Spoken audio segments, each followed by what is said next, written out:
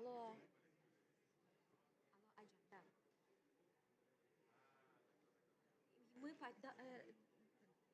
До не получается, потому что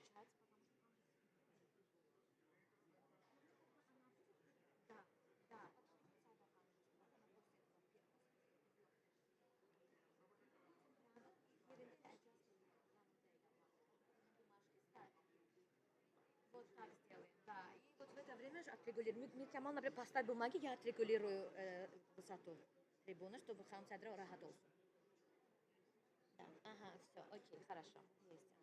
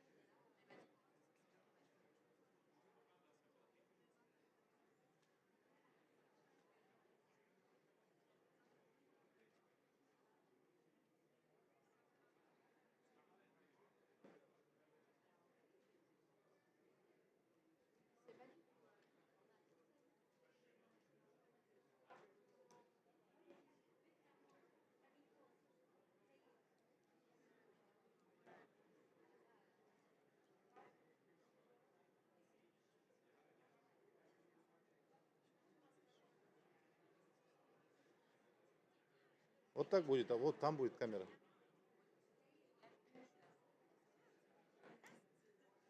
Жомарт, покажи.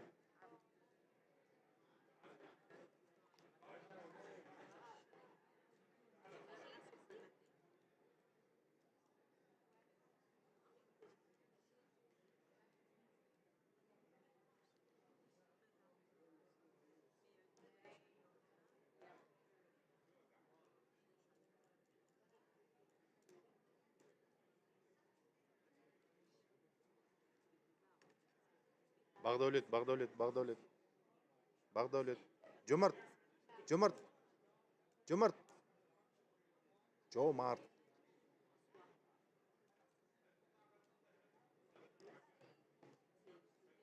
میذارم رو بی. ببینید چون انگلیسیشون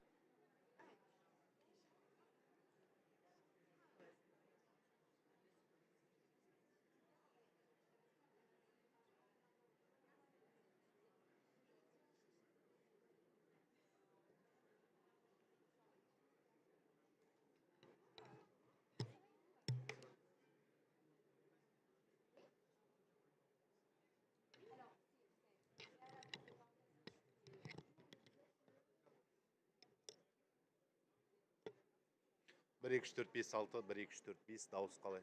Ой. Қосылып тұр ғой, қосылып тұр ғой.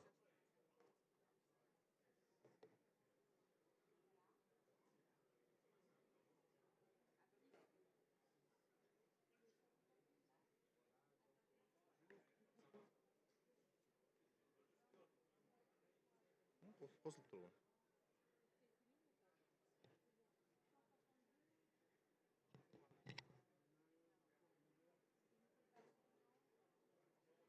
Bir, iki, üç, dört, beş, altı, yedi, sekiz. 1, 2, 3, 4, 5, 6, 7, 8, 9, 1, 2, 3, 4, 5, 6, 7, 8, 9.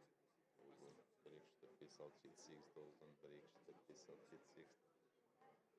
1, 2, 3, 4, 5, 6. 1, 2, 3, 4, 5, 1, 2, 3, 4, 5, 6, 7, 8, 9, 10. 1, 2, 3, 4, 5, 6, 7, 8, 9, 10. 1, 2, 3, 4, 5.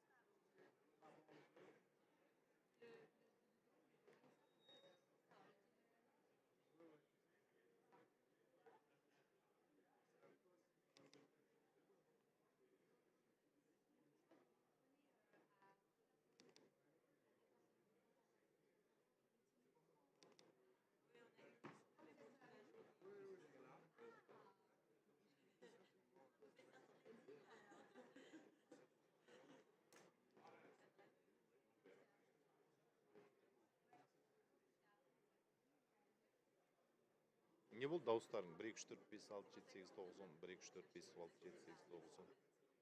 1, 2, 3, 4, 5, 6, 7, 8, 9, 10.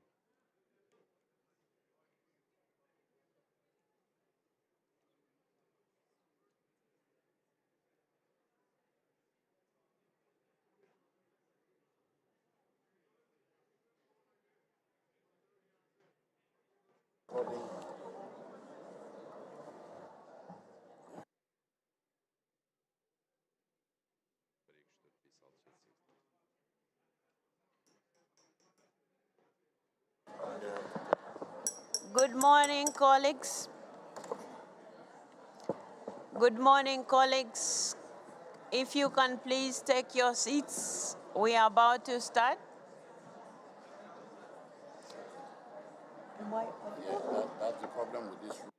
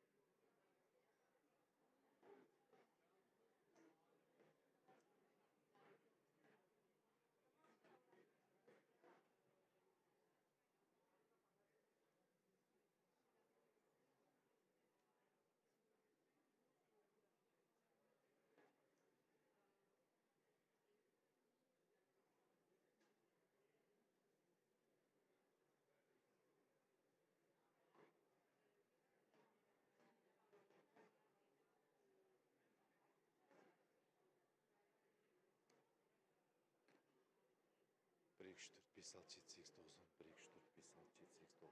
1, 2, 3, 4, 5, 6, 7, 8, 9, 10. 1, 2, 3, 4, 5, 6, 7, 8, 9, 10. 1, 2, 3, 4, 5, 6, 7, 8, 9, 10. 1, 2, 3, 4.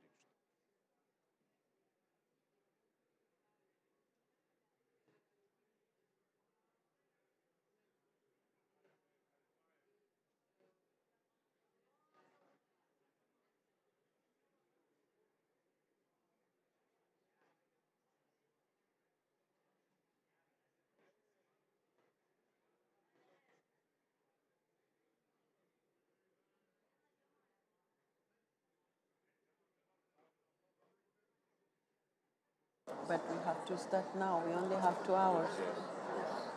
It's even now less than 2 hours. Good morning, colleagues. I think now you can hear me at the back as well. Please take your seats. We are about to begin our meeting.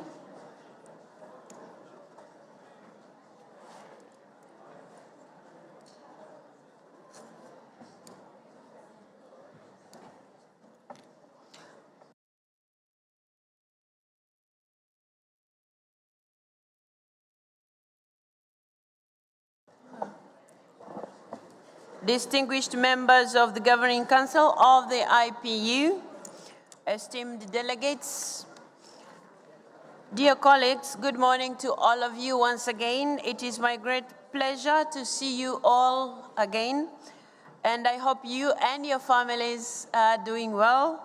And I would like to take this opportunity to welcome all of you to Geneva, Switzerland, which is the headquarters of our IPU. And this is, again, the first time in 6 years to hold our General Council in Geneva. So we have had several sessions abroad and online, but it's good to see all of you here. Let me also seize this opportunity to commend your unwavering support to our institution, IPU, and which is gaining visibility and recognition mainly due to your actions that you have been taking in your respective countries, but also outside your countries every time when opportunity arises. So we are very grateful at IPU. Dear colleagues, we must keep that momentum going as we are meeting in trying times when peace, our most precious value, is under threat now more than ever. We have recognized this in our choice of peace and security as the priority theme for 2024. Needless to say, our general debate will be addressing the subject parliamentary diplomacy, building bridges for peace and understanding. Let us be ambassadors for peace.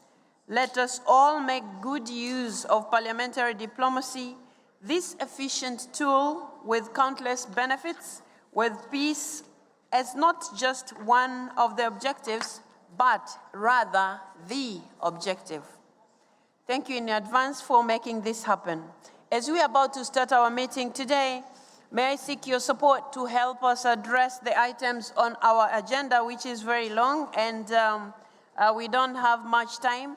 So I would request you that when you're given the floor, please try as much as possible to be brief when you take the floor. In addition, in order to ensure the accuracy of the summary of records of our meeting, may I ask you at all times when you're given the floor to speak, please introduce yourself and also the parliament that you come from. I thank you for your attention, and having said that, I'm now going to request the Secretary General or invite the Secretary General to give us a general arrangement about this meeting that we are having this morning.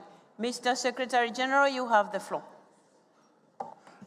Thank you very much, Madam President. Indeed, I don't have much to add, but I just want to place on record our congratulations again to you on your accession to the High Office of President of the IPU. And it is striking that your maiden job of presiding over the governing bodies of this organization is taking place in Geneva, the home territory of the Inter-Parliamentary Union. We wish you well, and my colleagues and I will offer every support that we can to help you succeed in your very esteemed functions. Madam President, we all have received the agenda for this assembly that, as you have mentioned, is taking place for the first time in close to 6 years. We have been roaming around the world. We have been prevented by COVID from meeting at Geneva headquarters, but today we are pleased to welcome you back here in your home, Geneva.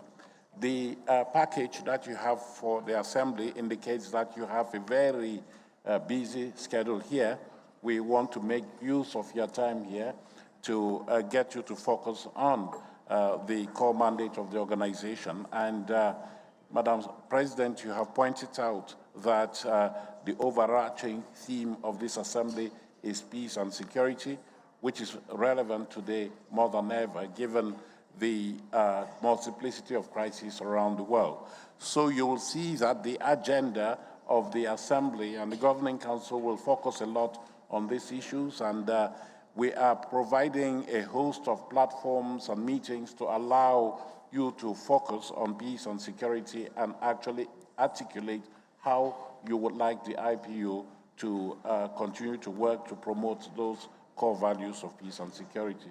So, Madam President, we will be here to help with your presidency to make sure that these agenda items are discussed in an equitable and expedient manner. Thank you very much. Thank you so much, Secretary General. Members, we have before us the provisional agenda of the 213th session of the Governing Council, and we have 17 items of the agenda. And since this was distributed to your good souls well in advance, we haven't received any additional agenda, and I will take it that since there are no requests for inclusion of any new item, I take it that we adopt the agenda of this session of the Governing Council. Who is proposing? I see a hand. Ireland? Seconded by Indonesia. Thank you. The agenda is adopted. We go to item number 2, which is approval of the summary records of the 212th session of the Governing Council. And we also distributed the summary records prior in advance, and we haven't received any objections or any corrections. So we take it that the summary of the records of our previous meeting is equally approved. Ireland again. I don't. Which hand is that? The Netherlands. Thank you. So it's proposed and seconded. So we now move to the third item of our agenda, which is election of the President of the 148th Assembly. Dear colleagues, according to the established tradition that we have had is that usually we elect a president for the Assembly from the host parliament. Now that we are holding our Assembly in Geneva, Switzerland, we usually, the practice has been that the President of the Inter-Parliamentary Union also presides over the Assembly. So in that case, I am proposing myself to be the President of the Assembly. Do you approve? Thank you. It is so decided. Thank you. Of course, I will be relying a lot on the assistance of your good self. So when we approach you to come help to preside here, please be ready to come assist me. Thank you. And on that said, we now go to item 4 of the agenda, which is report by the IPU President on her activities since the 212th session of the Governing Council, which was held in Luanda, and which, as the Secretary General has just reminded us, that's where you elected me. So I would like to take you through the activities that I was able to do in the course of that time. So, dear colleagues, my report, I'll try, as I have asked you to be brief, so I'll also try to be as brief as possible, because you will have available this report just after the presentation. It will be available to all of you. So, in summary, I will be taking you through what I've been able to do in the course of reinforcing peace and security through dialogue, but also reinforcing the IPU's visibility and also supporting the implementation of the IPU strategy. So let's go to the first issue, which is reinforcing peace and security through dialogue. In the course of doing that, because you would remember in October when I was elected, we were at the heat of what was happening in the Middle East. So I also took it as my priority to visit the Middle East. And so on your behalf, I was able to go there and met the Palestinian side, but also the Israeli side. Now, on the Palestinian side, I met with the then Prime Minister of Israel, His Excellency Mohammed Shtayyeh. But although he has resigned, but when I went there, he was the Prime Minister, and so I met him. I also met the Minister of Detainees and Prisoners Affairs, and I also met the Speaker and the Deputy Speaker and some of other colleagues who are here today. So I was able to represent you there. But also, on the other hand, after meeting the Palestinian side, I was also able to meet the Israeli side, and I also visited the village that was more affected, kibbutz. Many of you had it on the news. So I had a chance to meet the Israeli speaker, the Knesset speaker, and also the Minister of Agriculture and Rural Development, who is a former delegate or head of delegation of Israel to our IPU assemblies. So you were represented in that context, but also in the same context of peace and security, we were able to meet the speakers of Armenia and Azerbaijan in the same spirit of trying to use dialogue, as we always pride ourselves at IPU. The second thing that I did is reinforcing the IPU's visibility. And on this issue, we have been having webinar meetings, and some of them physically. So on webinar meetings, I was able to participate on one that was talking about preventing and responding to violence against women in parliaments, which was held on 22nd November 2023. But also I participated on the 9th MECTA Speakers Consultation on Strengthening Multilateralism, Addressing Intergenerational Challenges, which was held in Bali, Indonesia on 20th November 2023. On the same second issue of reinforcing the IPU's visibility, I also was able to attend the 27th session of Conference of Speakers and Presiding Officers of the Commonwealth, and there I also talked about IPU issues. And I was able to physically attend the Antalya Diplomacy Forum, and you were also represented there. As you can see the pictures, we also told them what IPU does and how we can work closely with this forum. Also, I was able to attend the Women Speakers Summit, which was held in Paris earlier this month. So the Speaker of France had invited us, and it was a good moment for me to share what IPU does in terms of inclusivity, ensuring women have a place on the table, and other groupings also in our society, including those that are marginalized. And that might be a reason why some female speakers have been able to come, and some of them, this is their first time. The third is supporting the implementation of the IPU strategy. As you're all aware, our strategy talks about different themes, and I haven't been able to work on all the themes at the moment, but I have been able to address a few, and I'll take you through that. One is we were able to attend the high-level segment of COP28, and we addressed the meeting on 9th of December 2023, and so we were able to inform them about our strategy and how we do things in terms of our climate action.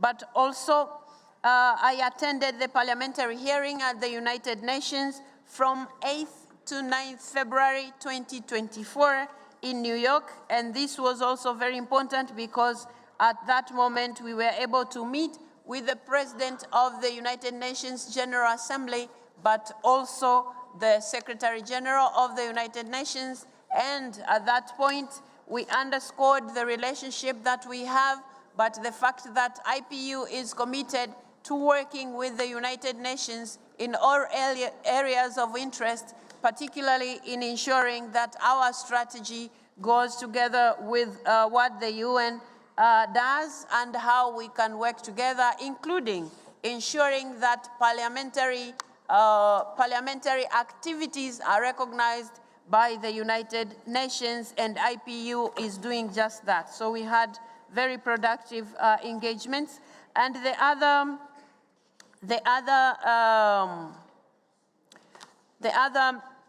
way that I was able to support the implementation of the IPU strategy is that I also attended the annual IPU UN Women Parliamentary meeting, which was held during the 68th session on the Commission on the Status of Women.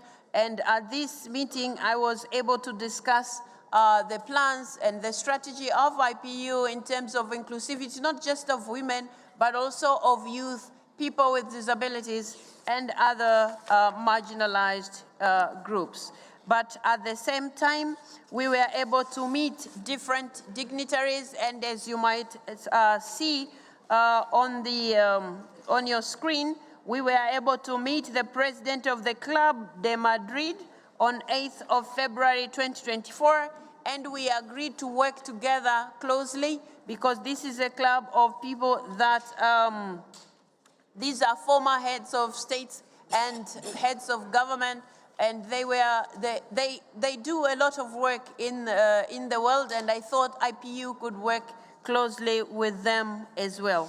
So in summary, that's what we have been able to do since we were elected in the last 5 months. Thank you very much for your attention, and thank you. And so maybe a minute or two if any delegation would like to take the floor on the report.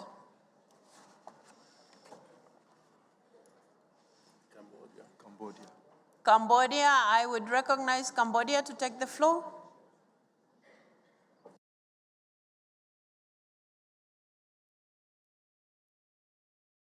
Sorry, just hold on. Technical team, Cambodia, please. Yeah. Thank you very much, Madam President. I am so impressed that just by taking the gavel, just a few months, you had done so much, especially your trip to the Middle East. You had a chance to meet both parties of the conflict. Thank you, Madam President.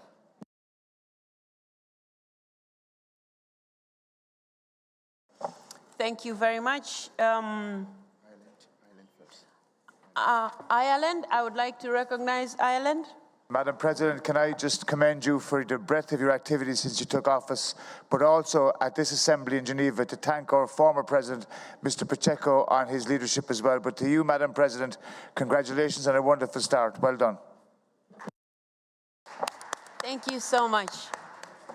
And Russia Federation? No.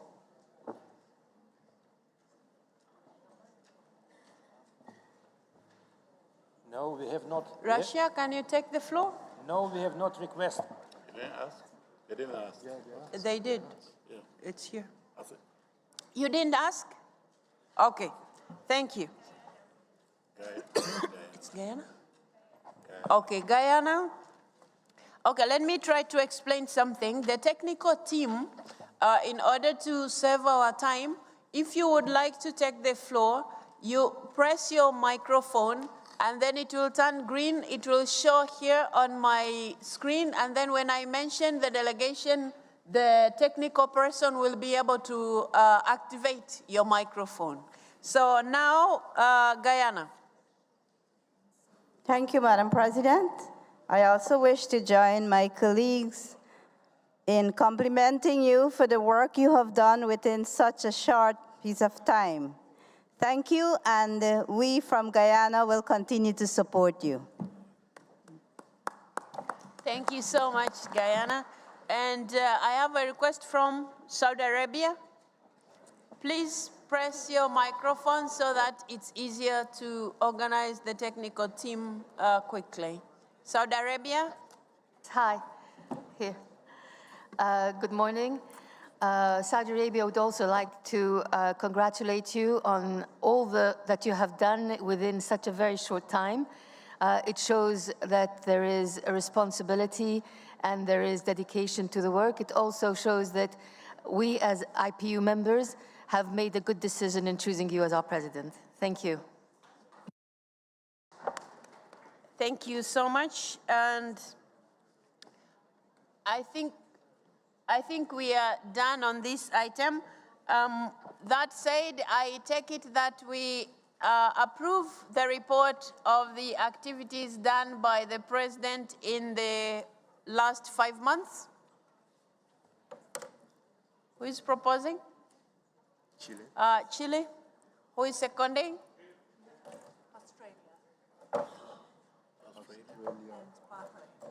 Australia and Bahrain. Thank you so much.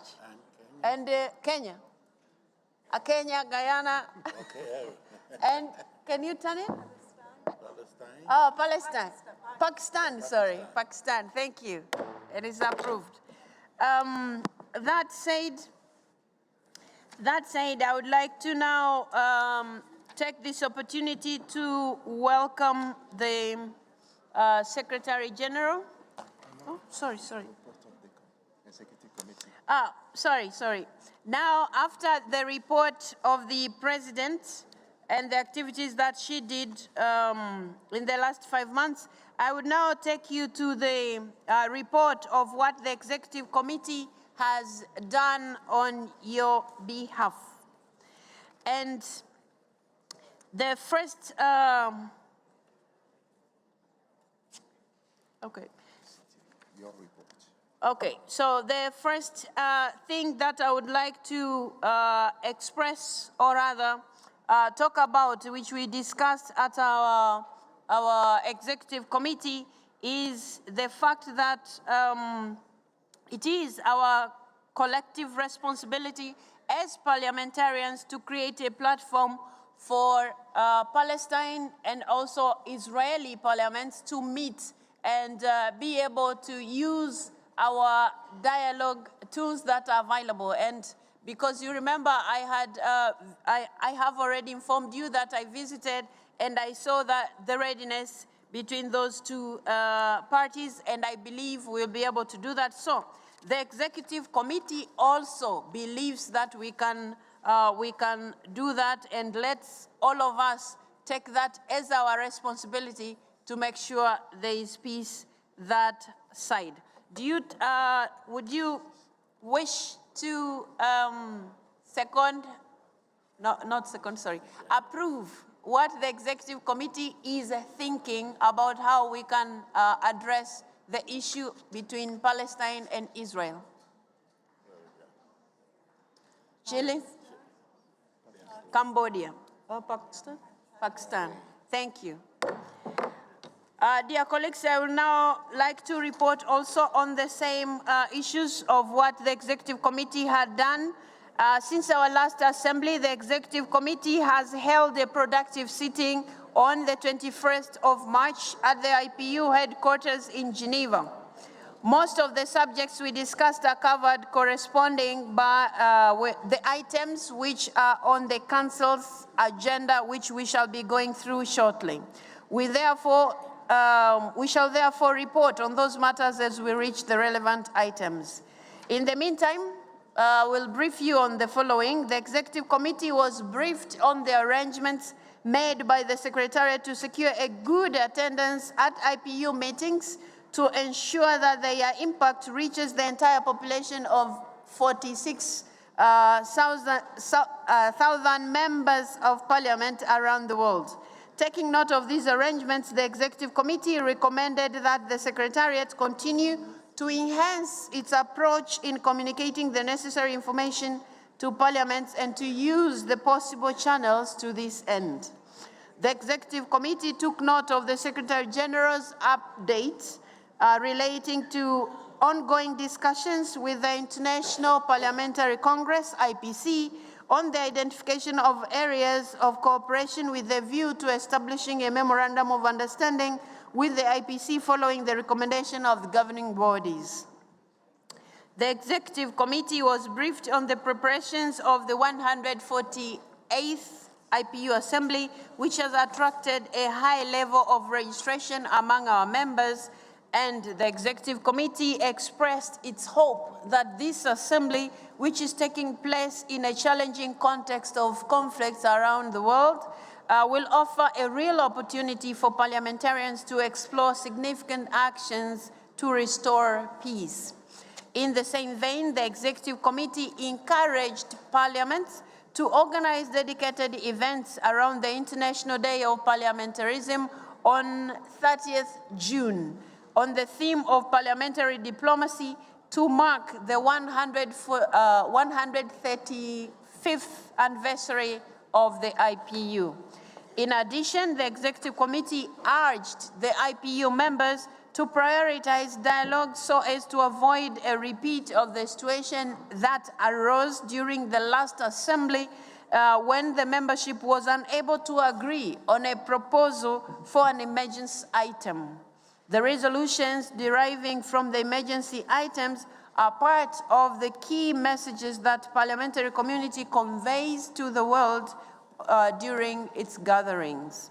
The Executive Committee was apprised of the arrangements relating to the ongoing process for amendments to the IPU statutes and took note of the preparations made so far. It welcomed members from the Executive Committee who have been designated to be part of the working group responsible for reviewing the proposed amendments. These are Ms. Muti, who will be representing the African group, but also Mr. Al-Nuaimi, who will be representing the Arab group, and Ms. Sarangi, Asia Pacific group, Ms. Mikhailova, Eurasia group, Mr. Kajado, Grulak, and Ms. Avgerinopoulou, 12+, Mr. Dan Carden, Chair of the Board of Forum of the Young Parliamentarians, and Ms. Cynthia Lopez Castro, Chair of the Bureau of Women Parliamentarians. The working group will be assisted by the Secretary General and will start its work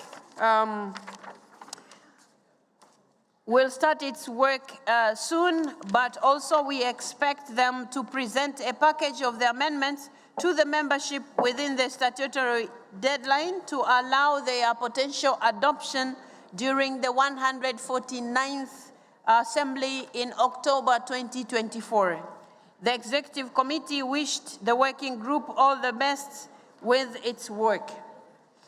The Executive Committee also received a report on the activities of the Committee on the Middle East Questions, notably its recent meeting on February 5th, 2024, attended by myself, the Secretary General, and representatives of Israel and Palestine. You will receive an extensive report of these activities during the second sitting of the Governing Council on the 27th March. The Executive Committee concurred with the Committee on Middle East Questions that every effort should be made to stop the war and address the humanitarian crisis from both sides related to this conflict. The Executive Committee expressed the view that all conflicts, wherever they happen, deserve the same attention. The Executive Committee encouraged the Committee on the Middle East Questions to undertake a field visit to both Israel and Palestine as soon as possible with a view to getting first-hand information for an informed approach to its contribution to solve the crisis. The Executive Committee was apprised and took note of the implementation of the IPU communication strategy and commended the efforts by the Secretariat to increase IPU's visibility. In light of this momentum, the Executive Committee wished to encourage IPU members to make an efficient use of this strategy by unifying our communication approach, which will further increase the institution's visibility. Having informed you about, briefly, about what the Executive Committee had a chance to look at, but also the recommendations that they have made to various committees, do I take it that you wish to approve what the Executive Committee was engaged in and what it has done so far? That's okay. Can you? Lithuania. Yes, Madam Speaker. It's great to congratulate you with the huge efforts to found a common ground and common language. First, from our side, we apologize that we avoided one of the major items on our agenda every day, even today. The central cities of Ukraine they were bombed, and we have no Russia assault, war of aggression on Ukraine first. That is the business we have no on this agenda, and we, from our side, making our comments, apologizing for that, and you should have in mind that we avoided one of the main conflict, talking about the peace. What you just put it to the like a major item. And secondly, talking about Israeli, the war from Hamas on Israel and how to support Gaza citizens, who is absolutely right. We should have the slogan related to our realities about Hamas war against Israel too.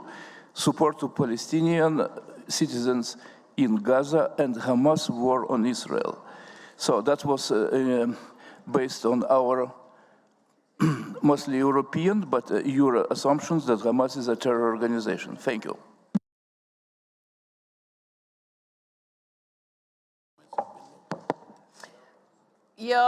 Your comments are noted, Lithuania, but just a small explanation is that we have a task force, members might remember.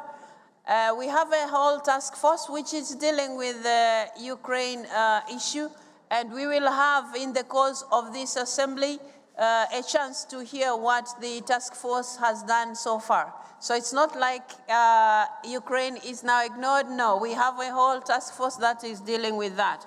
But the fact that you haven't seen Ukraine on the agenda, it's because of the way our rules and statutes are right now. We usually have either discussions when we are discussing emergency items or when we are listening to the reports that are being brought to us by the committees that we have made. But this one had to be reported because in our assembly in Luanda, we weren't able to discuss, and that was our wish. So we thought we should put that across, but we have taken note of what you have raised, and it's very important, like I said in my speech, that we have to treat all the conflicts the same way, and IPU must always have a voice in all these areas or incidences. So that said, I take it that we approve what the the Executive Committee did. Who is proposing? Sorry? Some members, but we cannot. Spain, okay, Spain. And who is seconding? Côte d'Ivoire. Merci. So we go to item number 5, which is a presentation by the Secretary General of the IPU, who is going to tell us about the impact report for 2023. Mr. Secretary General, you have the floor. Thank you very much, Madam President, for this opportunity. Distinguished members of Council, it gives me great pleasure to present to you a gist of what the Inter-Parliamentary Union was up to in 2023. I take it that you have now all received copies of the impact report, which is a summary of the work that the IPU has done during the year 2023. Also, as the name of the report indicates, assessing the impact of the work of the organization, how the resources that you make available to the organization, human, material, and otherwise, are utilized to realize the mandate of the organization. So that report is there for you to peruse, and I don't plan to go into the details. I just want to let you have an idea of the context in which the organization operated in 2023. You will agree that the overall global context in 2023 was fraught with a lot of crises and conflict around the world. We had major challenges coming to the fore regarding climate change, the recurrence of inequalities around the world, pushback on issues of democracy in many parts of the world. And it is in this context that your organization operated to try to help parliaments, you members of the institution, cope with this crisis in a way to push back on those pushbacks against democracy.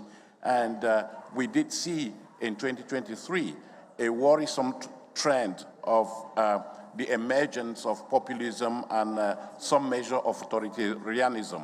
And so when you look at the report that is before you here today, it is one that is intended to show what you as an organization have done in order to live up to the expectations of your mandate, that of promoting democracy for everyone so that no one is left behind.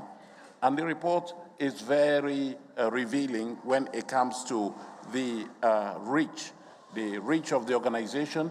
We were pleased, Madam President, members of Council, that the IPU in 2023 grew by 2 new members, one rejoining the organization, and that is Liberia, and the other one, the Bahamas, being the newest kid on the block, becoming the 180th member of the organization.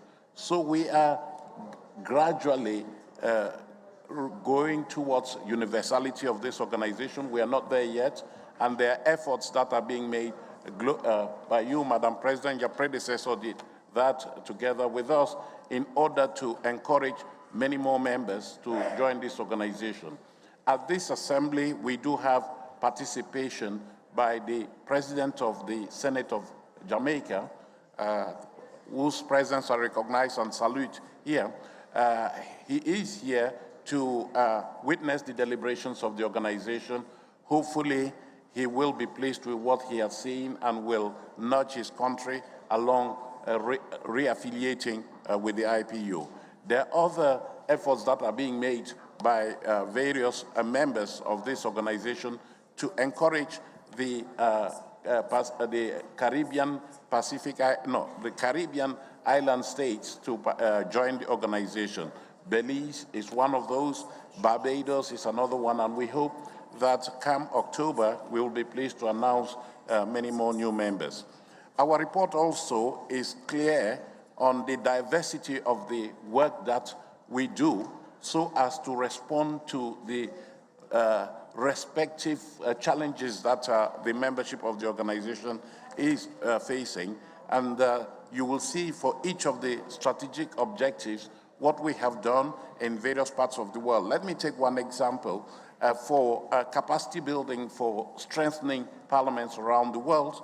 You will see that we were involved in some dozen countries in Africa, in Latin America, and Asia in particular. So the IPU is broadening its scope, its reach, in order to appeal to all constituencies represented within the organization. And so in 2023, we devoted a lot of time, given that that was the second year of the implementation of your 22-26 strategy. You spent a lot of time helping parliaments to become younger, more representative, greener, and more effective, including in terms of gender equality, to make sure that our institutions are inclusive of all the components of society. So we are very pleased that the parliaments are becoming more diverse and more active across the board.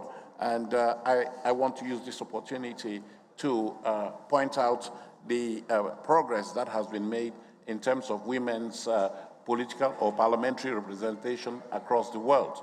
Our data shows that the percentage of women in parliament grew slightly by 0.4 percentage points, and today stands at 26.9% of global parliamentary membership.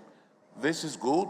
There is a rate of increase, but that rate is still very slow, and we hope that we can encourage all those who have it within their powers to make a difference to do that, starting with you, starting with political parties.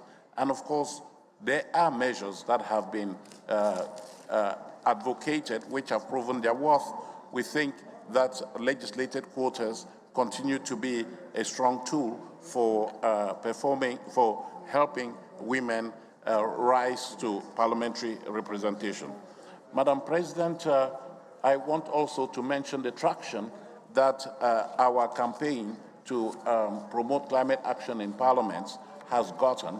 You know, last year in Manama, we launched the Parliaments for Planet campaign, which many leaders across the world have signed up to.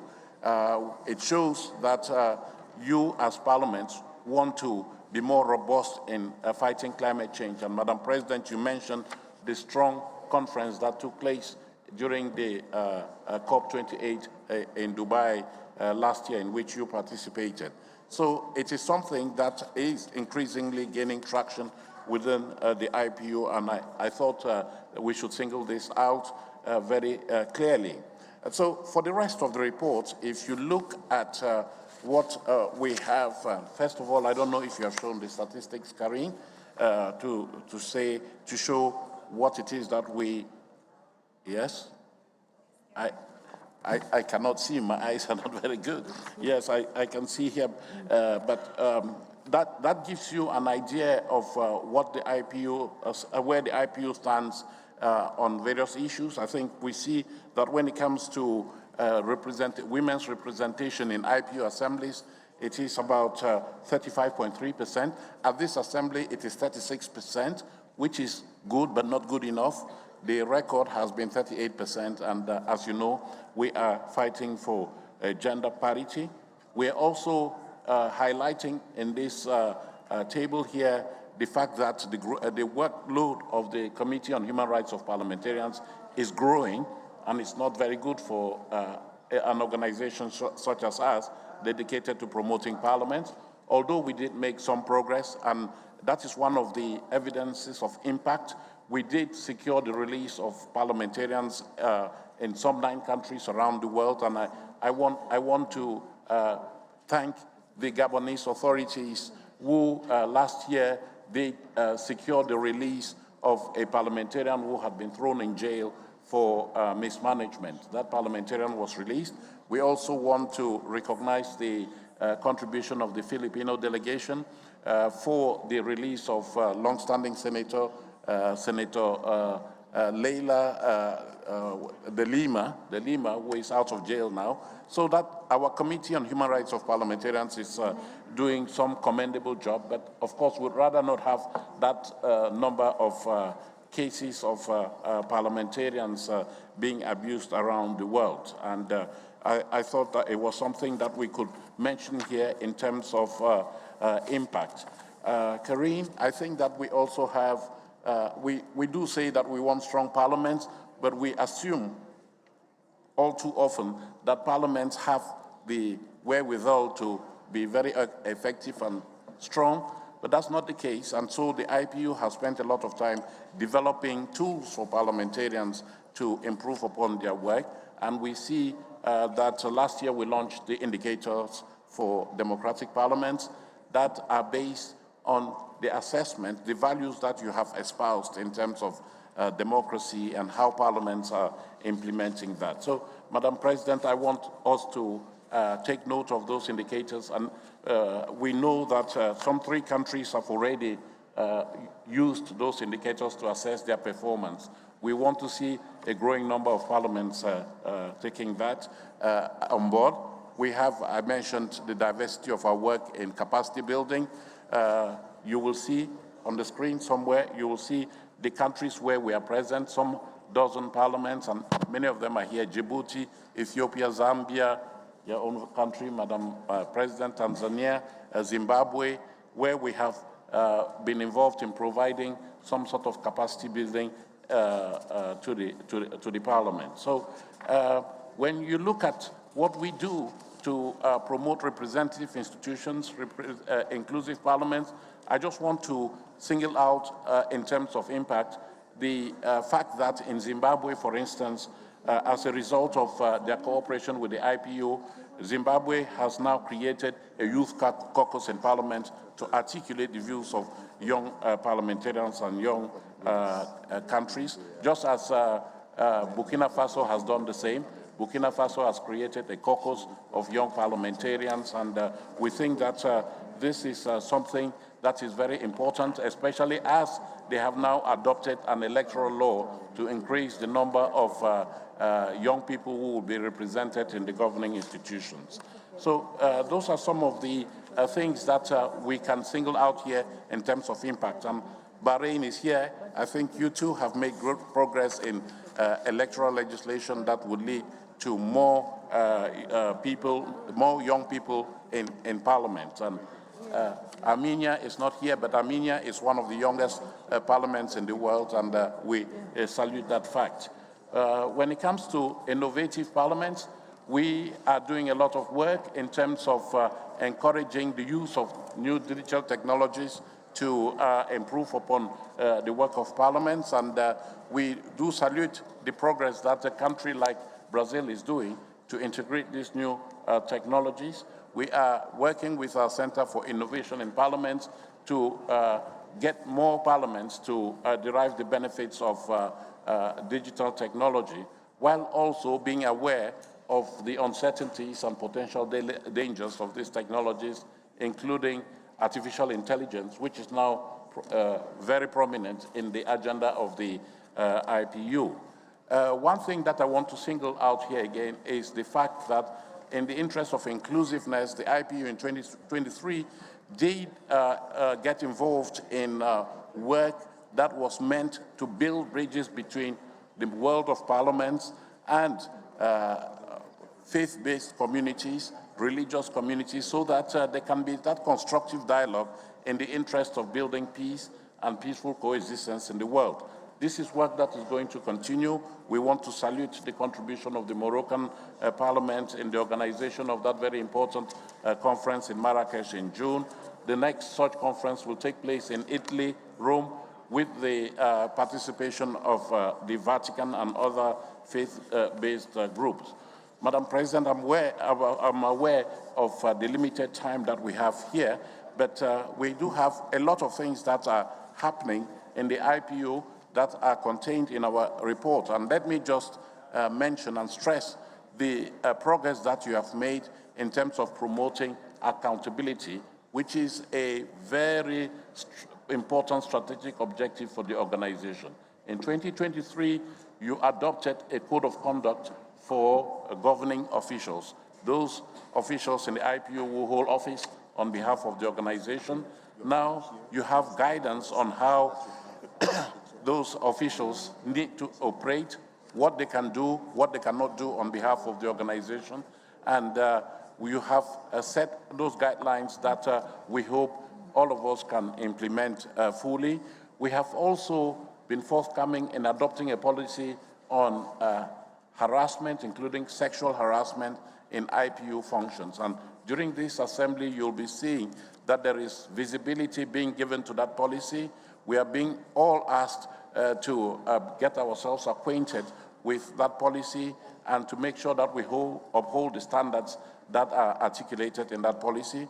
I have now appointed 2 colleagues in the Secretariat to serve as focal points for the implementation of those policies. And one of them is sitting to my right here, Karin Jabre, Director of Programs, and Andre Lobe, who is Director of Support Services.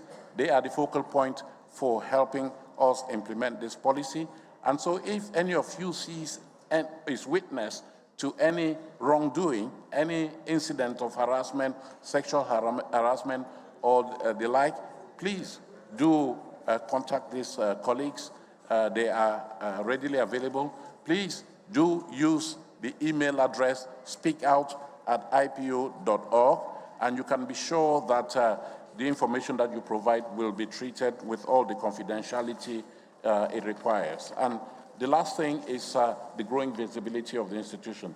Madam President, you did mention it in your report, and I want to thank you very much for what you have done in such a short period of time to enhance the visibility of the organization.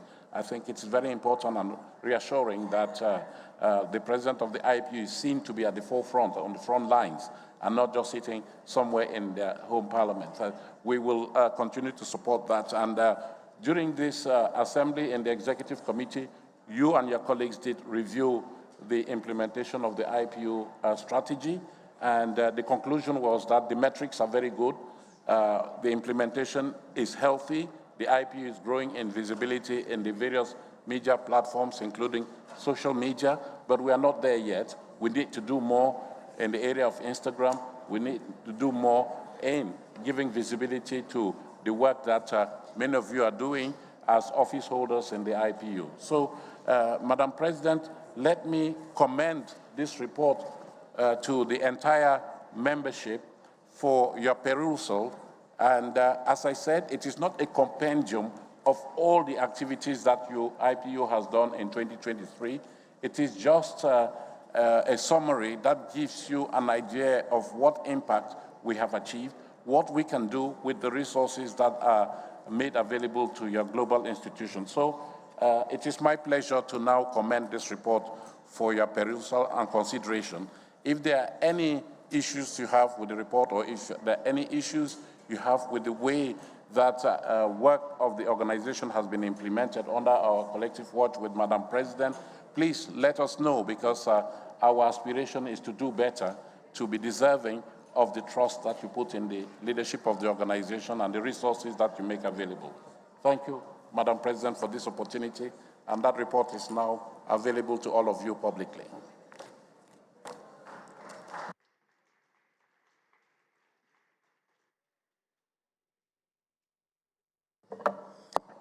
Thank you so much, Secretary General, for that presentation. I think members, we will all agree that we are almost halfway in the implementation of our strategy, the 2022 to 2026, and this is what has been done. So it's a lot of it, and I would request you that we give a hand of applause to the Secretary General and his entire team.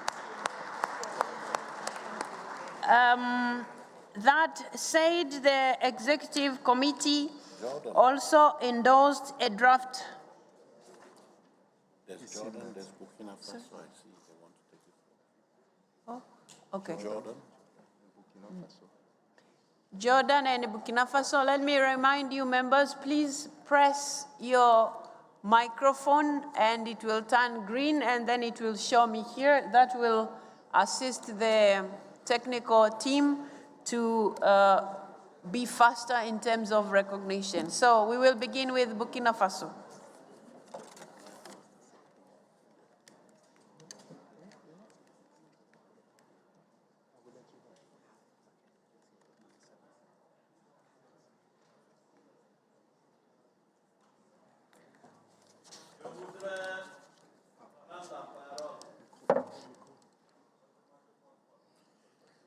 Microphone, please.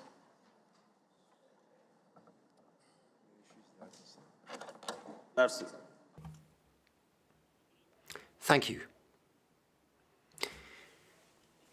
I wish to take the floor on behalf of His Excellency.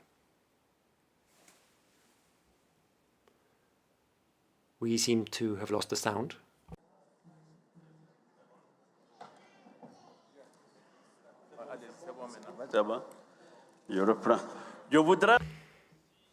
Yes, I wish to take the floor on behalf of His Excellency, Dr. Ousmane Boukma, Speaker of the Transitional Legislative Assembly of Burkina Faso,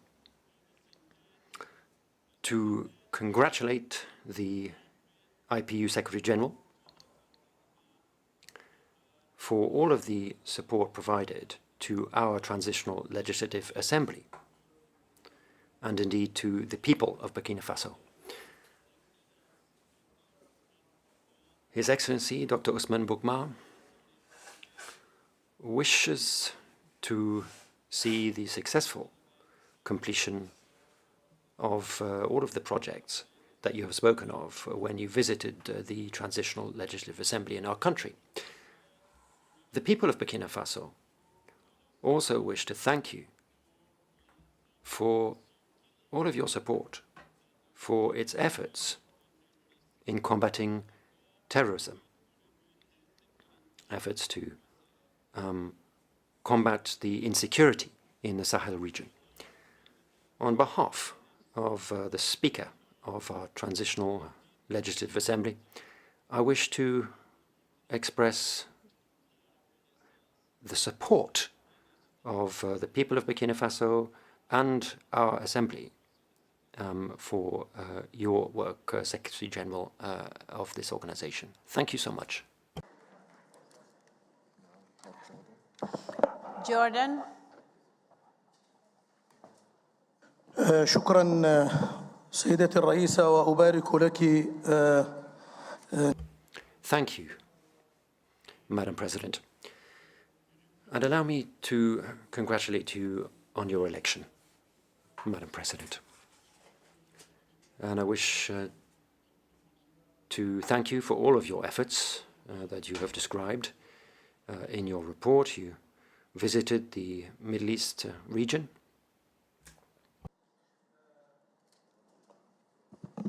سيدتي الرئيسة مرة أخرى واضح أن هناك مشكلة بالصوت. So once again, Madam President, allow me to thank you for all of the efforts that you have described in your report, and allow me to thank you as well for your visit to the Middle East.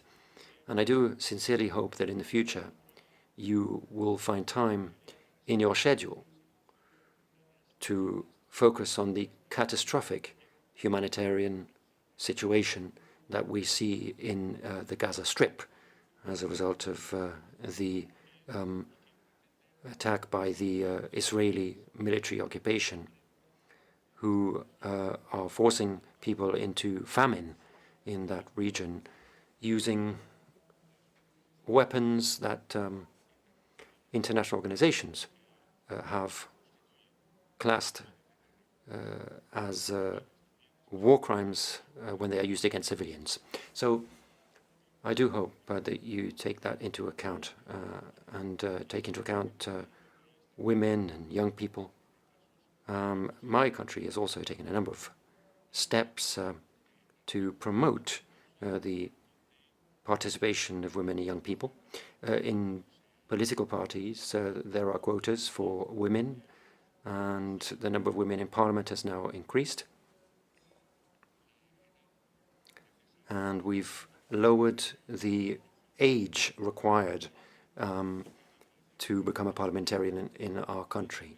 So we have made some significant reforms to our political system as a result of the conclusions of a royal commission that was set up to develop a new law on political parties and a new electoral law in order to promote the participation of young people in politics. So once again, thank you, and thank you to the Secretary General as well for his efforts. Thank you very much. And I think those were the two requests. And before I ask you to take note of the report and approve the recommendations, I would like to also report to you that the Executive Committee endorsed also as part of what the Secretary General has been doing, has endorsed the draft Memorandum of Understanding with the Parliamentary Network of the Non-Aligned Movement.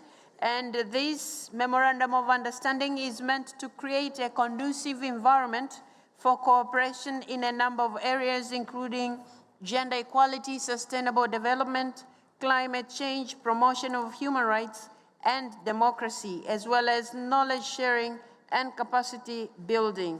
The Executive Committee recommended that the Secretary General signs this Memorandum of Understanding with the Parliamentary Network of the Non-Aligned Movement. The Executive Committee also recommended that the Secretary General strengthens the monitoring and evaluation mechanisms for the activities implemented so as to consolidate their sustainable impact. So that said, may I take it that we wish to take note of the report and approve the impact report presented by the Secretary General? Who is proposing? Oh, there are so many claps, so I take it that Malta and Burundi, on behalf of all of you who have clapped, thank you very much. The report is approved. And Burkina Faso, thank you. So now we go to item number 6 of our agenda, which is IPU priority theme for 2024. And so I would welcome the Secretary General to give us a brief about the priority theme. Mr. Secretary General, please be as brief as possible. We are running out of time already. Yes, Madam President, I'll be very brief. I just want to say that when you adopted the IPU strategy for 2022-2026, you did agree that each year you would choose one of the strategic objectives of the strategy to focus on, but not forgetting the other strategic objectives. Last year, you did focus on climate change because you had identified climate change when the strategy was adopted to as a priority area, the topmost priority for Parliament and the IPU. And this year, you have decided that the priority theme would be peace and security. And I think that both you, Madam President, and myself have been very clear on the relevance of that theme in view of the challenging context that we are experiencing in the world today. So mine is just to indicate to you what we are doing already in respect of promoting peace and security as a theme for overall action by the organization. Madam President, I want to single out the annual parliamentary hearing that took place in New York, which you referred to in your statement, that in your report, and that meeting did actually focus on prescriptions for a peaceful future. So both the United Nations President of the General Assembly and the IPU did see eye to eye on the need to be more robust in prosecuting the peace and security agenda in 2024. We also have this assembly that has been convened in Geneva here, and you have been informed the overarching theme of this assembly is parliamentary diplomacy, building bridges for peace and understanding. And throughout this assembly, there will be a host of meetings and deliberations that will revolve basically around this theme. Also, during this assembly, you will be discussing a resolution on the social and humanitarian impact of autonomous weapon systems and artificial intelligence. Again, a theme that is very relevant to the current situation in the world.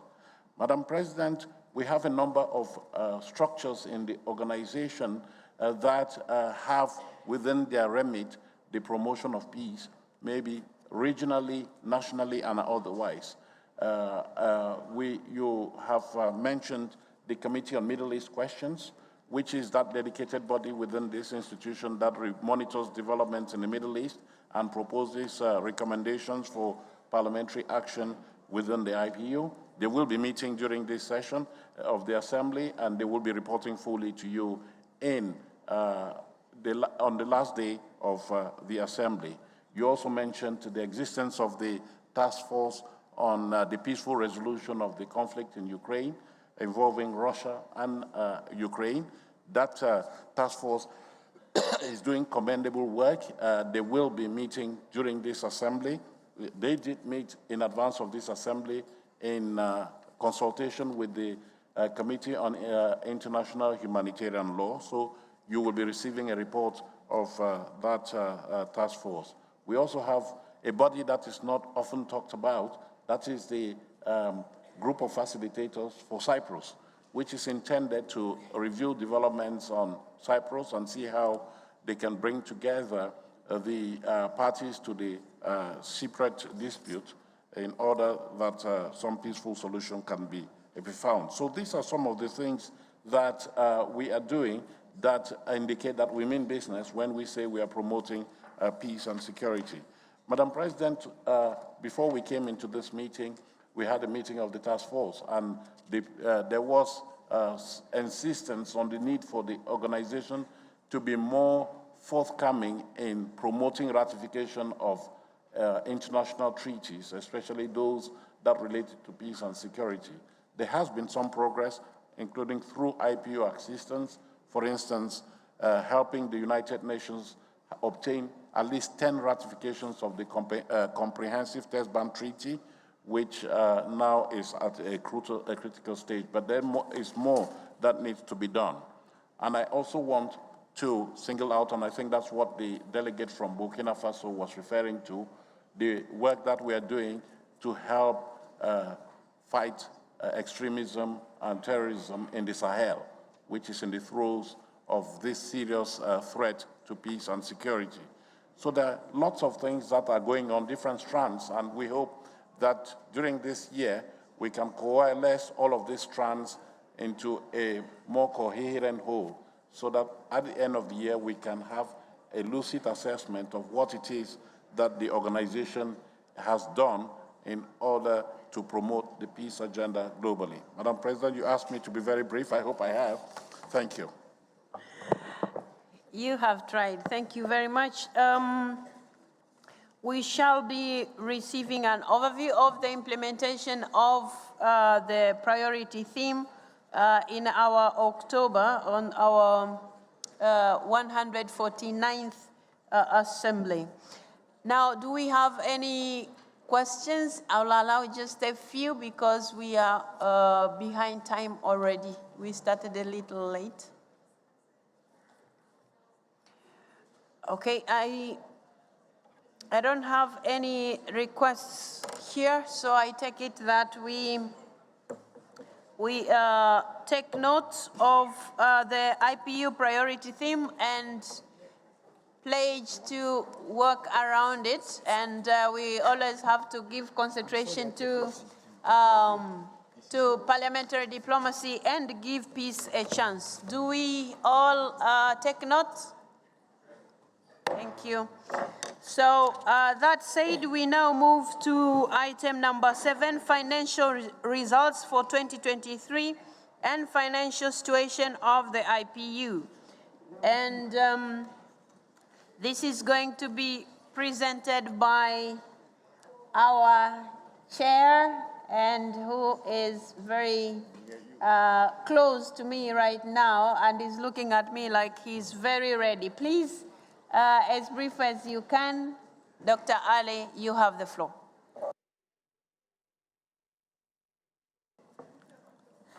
Thank you very much, Madam President. Money talks. Dear colleagues, as the chair of the Subcommittee on Finance, I am pleased to present to you on behalf of the Executive Committee which met as usual to discuss the financial question ahead of this Governing Council session. The Executive Committee has carefully examined the financial statement for 2023 and the external auditor report. The 2023 accounts show a healthy financial situation with a recovery from the impact of the global downturn in 2022 and an operating surplus of 150,000 Swiss francs at the year end. The surplus has been added to the IPU Working Capital Fund, which is now at 91% of its target level. We took note that expenditure were within budget for each of the strategic objectives.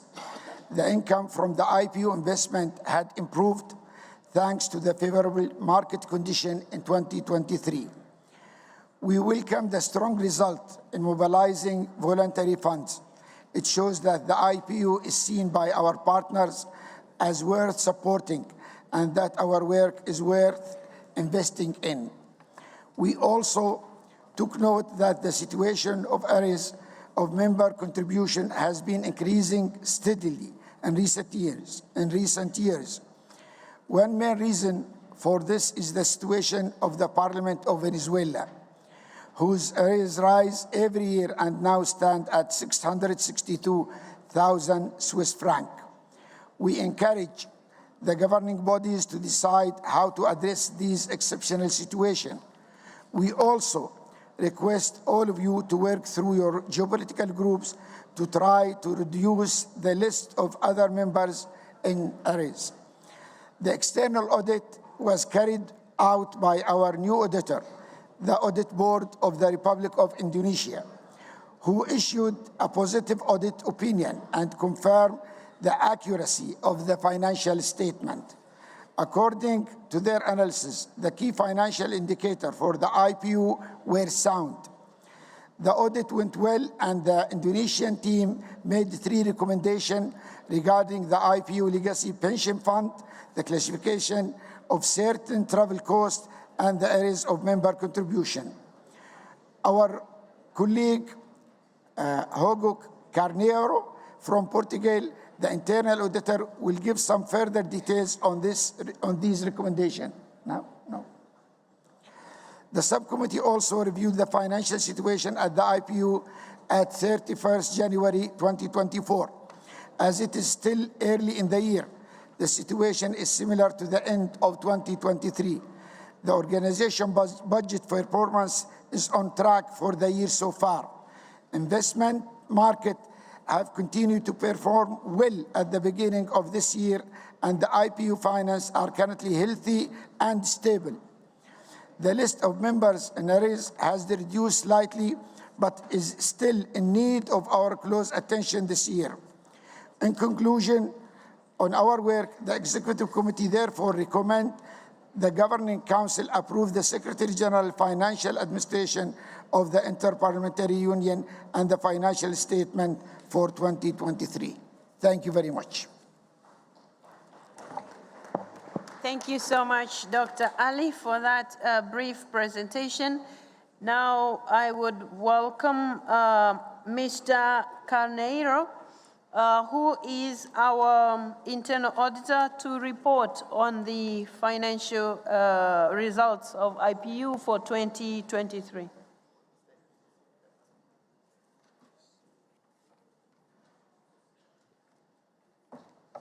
Madam President of the IPU, Secretary General. Sorry, is there somewhere to press somewhere? I think there's...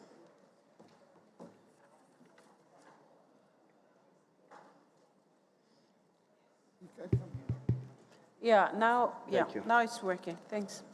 Madam President of the IPU, Secretary General, members of the Governing Council, distinguished colleagues, ladies and gentlemen.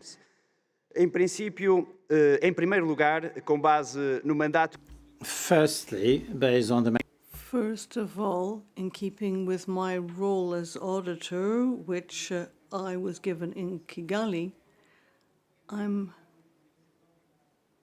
I'm happy to present these results. External auditor's report and have been provided with explanations and access to the documents that I requested.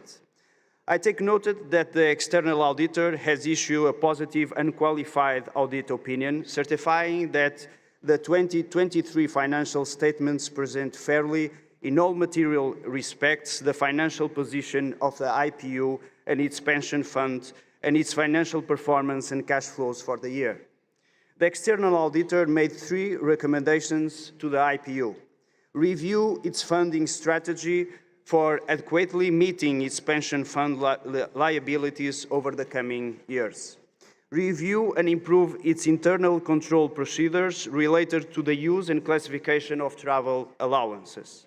Review its strategy for collecting assessed contributions from members through the IPU governing bodies and its application of the IPU status regarding members whose contributions are more than 3 years in arrears but have not yet had their membership rights suspended.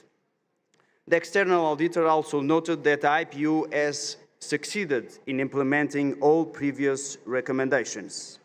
Secondly, I must take notice that the net assets have decreased compared with 2022. Nevertheless, key financial indicators remain robust. My analysis leads me to highlight the following facts. It is recommended that the IPU address the arrears in members' assessed contributions, as it could have an impact on the organization's future activities.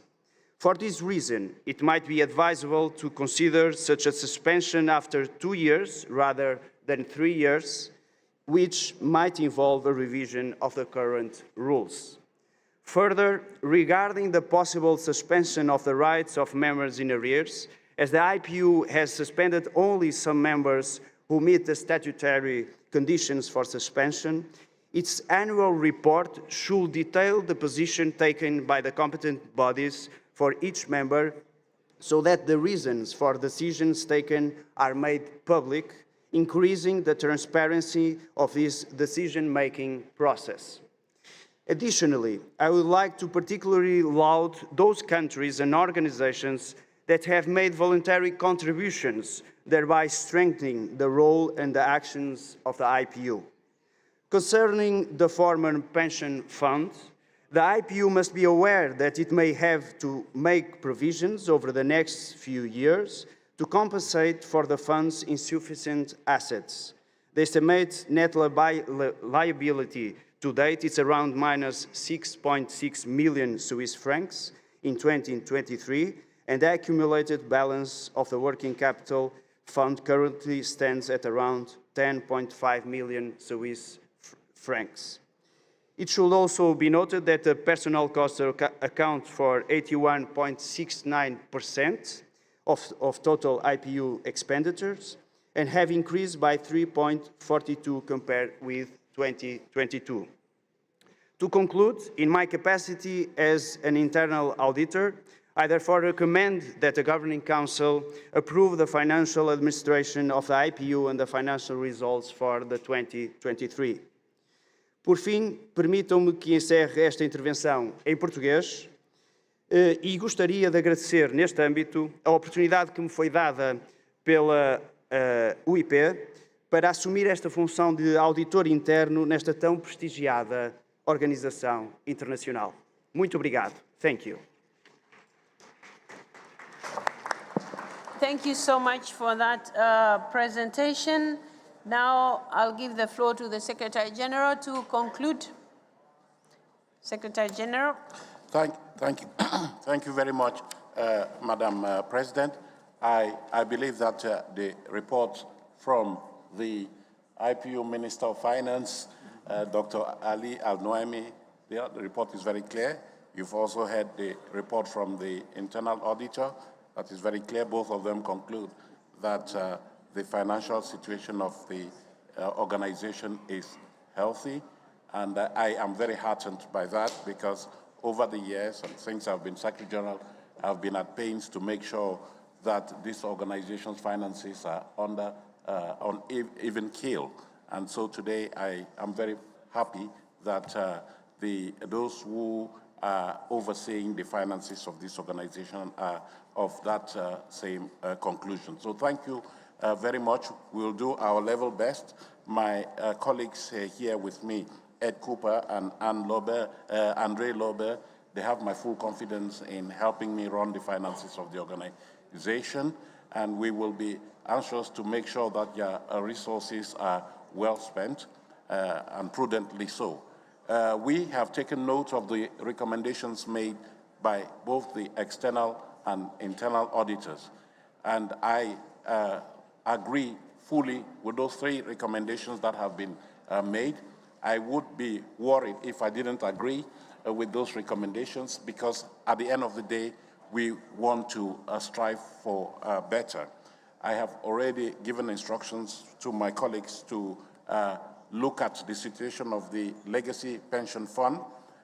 We are aware of the future liabilities, possible liabilities of the organization, but this is always in the nature of such a pension fund, and it is through no fault of yours, because the pensioners who are benefiting from that pension fund are outliving the life expectancy standards in Switzerland. So we're having to pay them benefits way beyond when they would have been expected to expire. It is a moral obligation, and this has been reflected for the past several years in the overall budget of the IPU as recommended by previous audits, as I can remember. So we can embrace that recommendation wholeheartedly, just as I take on board the recommendation to review the way we classify certain items of expenditure in terms of hospitality and the travel expenses. We are also very keen to make sure that the situation of unpaid contributions doesn't get out of hand, and we spend a lot of time in the Secretariat following up with those who are owing arrears of contribution to the organization. And we do achieve some level of progress. Since our reports were prepared, we have recorded a substantial increase in funds coming into the accounts of the organization. And today I can say that for 2023, is it 2024, we have recorded payments to the tune of 62% to the assessed contributions budget, which is very reassuring indeed. Members are paying their contributions, and we will continue to keep an eye on that. Madam President, when you and your colleagues discuss the matter of assessed contributions and the implementation of the statutory provisions regarding unpaid contributions, you did say that the Secretary General should review the situation, and you will take it up again when you do meet, possibly in June this year or latest in October, to make a determination on how you handle the situation of those countries that are chronically in arrears of contribution. So we will crave your indulgence so that you give time to the Executive Committee to examine this. So the situation is very good. Madam President, when it comes, I think, to give you a full picture, your budget has 2 components. One, which is the core budget. It is the money that you pay to the budget of the organization. And that is roughly 75% of the total budget of the organization. And the other quarter of the budget of the organization is fueled by external sources. We have a spread of donors made up of development agencies, governments, parliaments themselves that are contributing to the IPU for specific activities to promote democracy, human rights, gender equality, and the like. And there, the ratio of external funding to the regular budget is a healthy one. You have always been very keen to ensure the independence of this organization, and so external funding has never been overwhelming or overcrowding your contribution to the budget of the organization. So we hope that we can increase the rate to about 30% of the total budget, which is very healthy, and this eases pressure off you. But let me use the opportunity to thank those supporters of the IPU that over the years have been providing external resources on a sustained basis. And we have Sweden and China that are the biggest contributors to the external funds of this organization. I know that in the case of Sweden, the current agreement is expiring these days, and I'm planning to go to Sweden to try to drum up support for more money. I'm looking to the support that I will get from the Swedish delegation that is present here. I want to thank Qatar, Canada, Ireland. Irish Aid is providing strong support for gender equality. WHO, PMNCH, I mentioned China, but countries like Benin are contributing to the budget of the organization for work in the area of terrorism. So thank you. Thank you very much. Thank you very much. I want here to mention that in recent months, the Secretary General and his colleagues have been very robust in going out with a basket to collect funds from donors. And I want to salute the contribution of Dr. Ali to these efforts.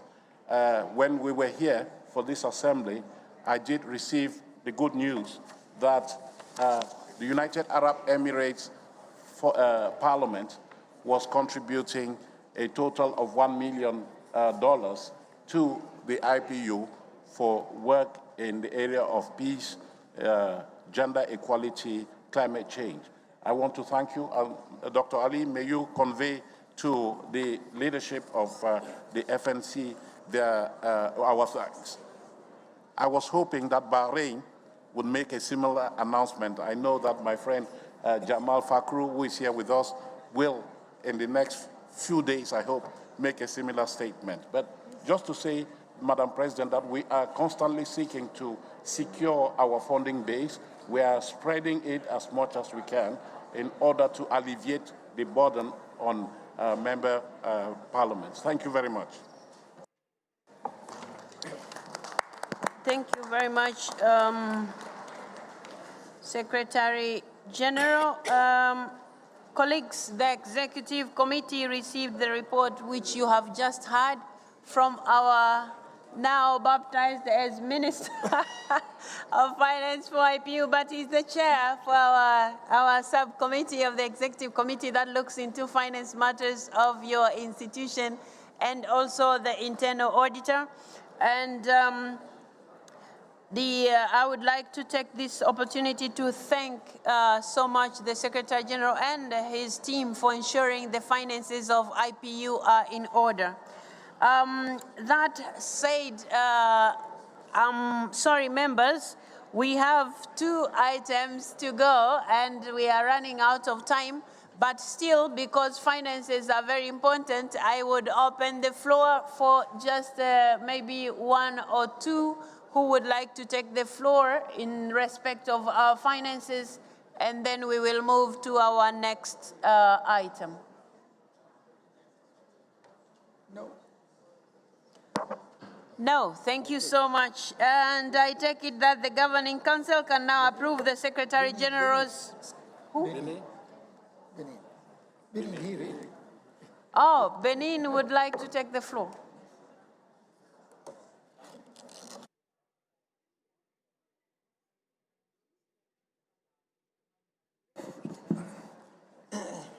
Merci. Thank you, Madam President. I would like to take this opportunity to congratulate the Secretary General on all of his accomplishments. I would also like to thank the Secretariat for having highlighted what Benin has been doing with respect to the war on terrorism. And I would also, for purposes of clarification, like to say the following.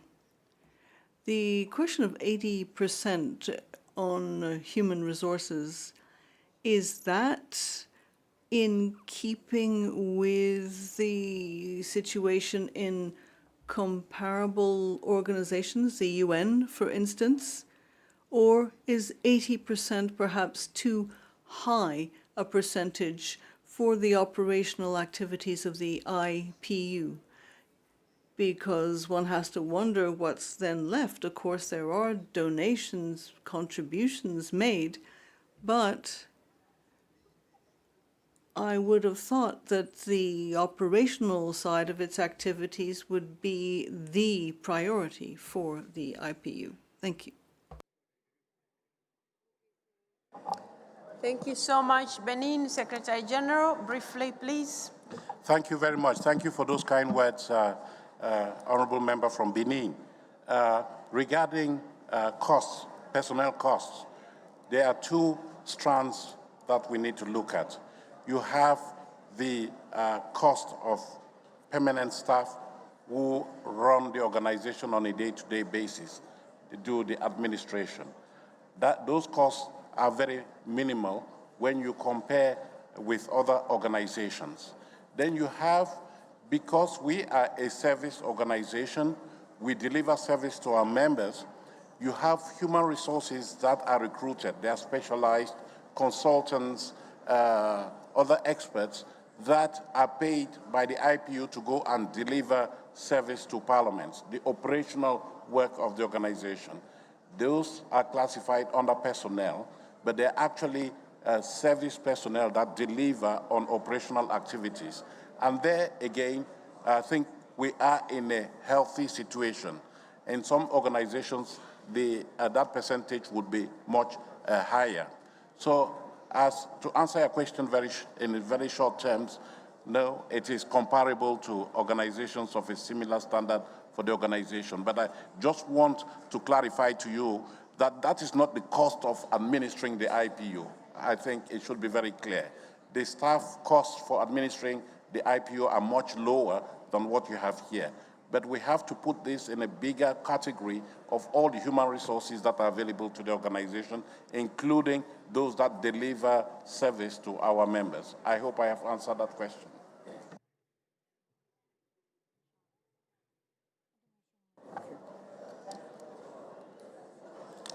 Okay, wait until we approve it. In the interest of time, and I didn't see any other hand, so I'll take it that we approve this. Yes. Australia, 1 minute, please. We'll be very brief, Madam President. Thank you for the call. I simply want to indicate thanks from all members of the IPU for Indonesia taking up the role of the auditor for these important financial documents for the IPU. So I think we should congratulate Indonesia for stepping forward when the request went out. So by applause, I think, congratulations to Indonesia. Thank you. Thank you, Madam President. Thank you so much for that proposition. I think by the show of solidarity, people have clapped, so we thank you so much, Indonesia. So I take it that the Governing Council can now approve the Secretary General's financial administration of the IPU for 2023. Yes. Okay, number of claps approved. Thank you. Thank you. Thank you so much. Thank you. So,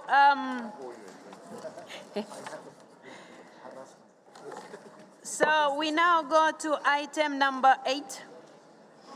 And item number 8, Secretary General, I don't know if you can do that in 2 minutes. What is that, sir? IPU membership. IPU membership and institution. Okay, Madam President, I suggest under this item that we dispose of one particular couple of issues, the first A and B, and then we defer C if we don't have time to. Yes, 8A. C is removed already. Okay, so yeah.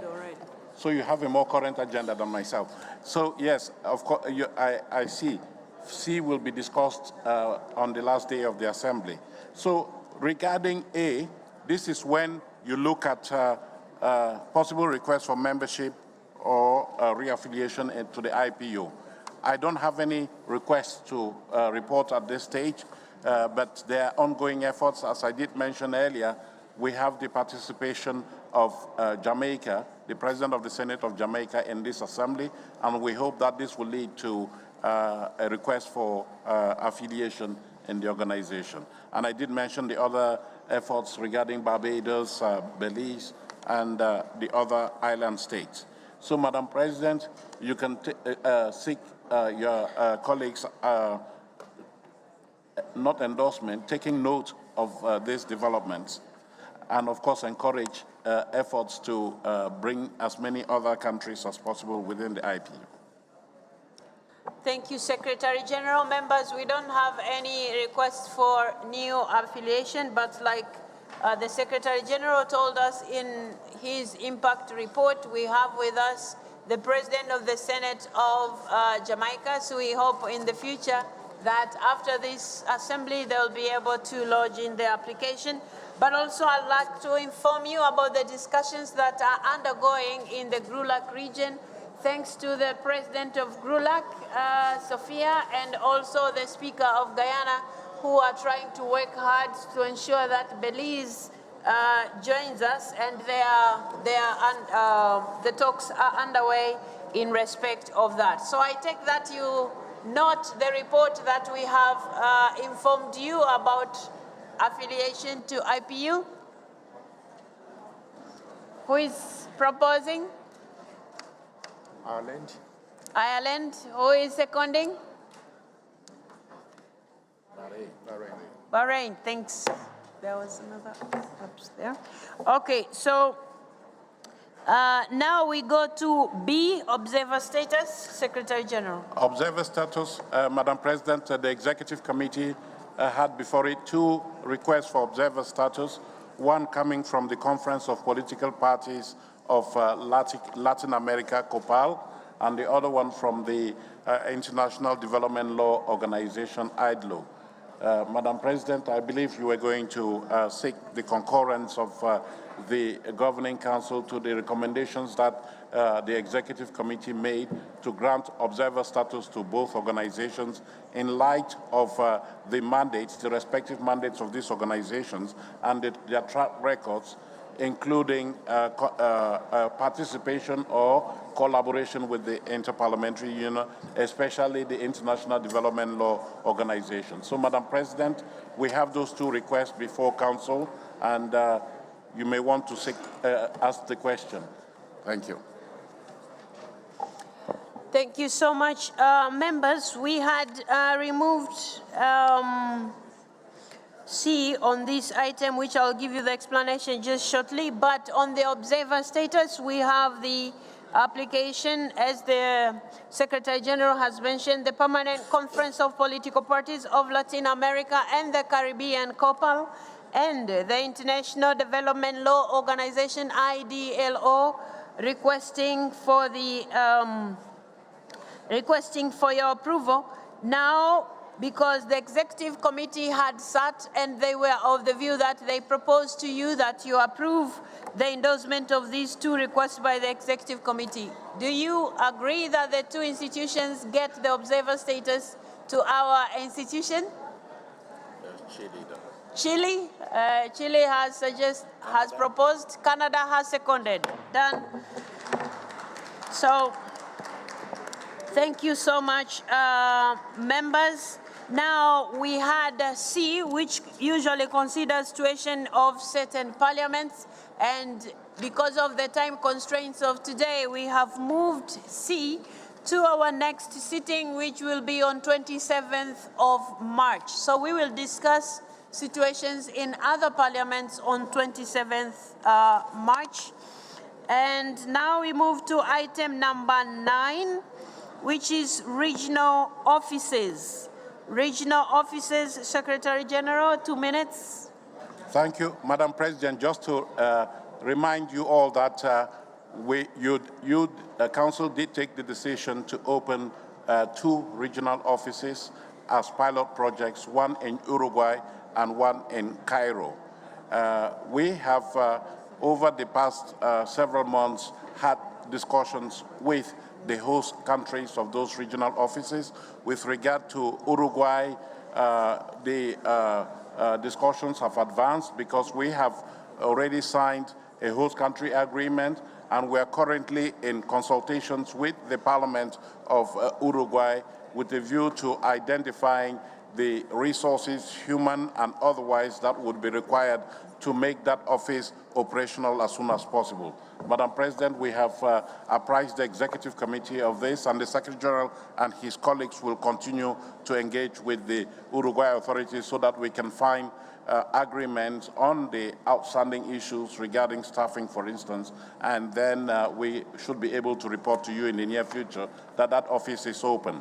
The one for Egypt, we are in discussions. The discussions have well advanced too, and we have, in the light of the experience of Uruguay, sought to discuss with the Egyptian authorities in parallel the host country agreement and the operational logistics agreement. And those discussions are well underway, Madam President. There has been a lot of back and forth between us and the Egyptian authorities, and I have noted that there is a lot of goodwill on the Egyptian side to accommodate the concerns that we have, and we hope that in the very near future we can reach agreement on both those excuse the tautology, we can conclude on those two agreements so that that office too can become operational as soon as possible. Madam President, that's what I have to report regarding the regional offices. Thank you so much. Since these regional offices are we already have one which is opened in Uruguay, and we anticipate to open one in Egypt once the nitty-gritty have been worked out. In the interest of time, I don't know if anybody would like to take the floor in respect of that? No. Okay, there are no hands. So we approve the report that has been presented to us by the Secretary General. Okay. Thank you very much. So that said, members, because our governing council comes to an end now, and then we will now request the Secretary General to take us through the arrangements that are coming up. Secretary General. Madam President, the rules require that the Secretary General make a procedural announcement at the end of the first sitting of the Governing Council, and this has to do with the quorum. That is in conformity with Rule 34.2 of the Governing Council, and in conformity with that rule, for each session of the Governing Council, the quorum shall be established on the basis of the number of council members effectively participating in the first meeting. The quorum shall be announced by the Secretary General at that time. So it is my pleasure to announce the quorum now. During this sitting, my colleagues have been busy going around recording the number of delegations present during the first sitting of the Council. And I can report that at the beginning of this session, we had present in the room 134 members of Council. And so on the basis of that, the quorum that would be required for any decision to be valid would be 68. So we do have more than 68 people in this room. So what the decisions that you have taken already are valid. And for the 27th of March, yes, we need 68 people to establish validity of the decisions. Thank you.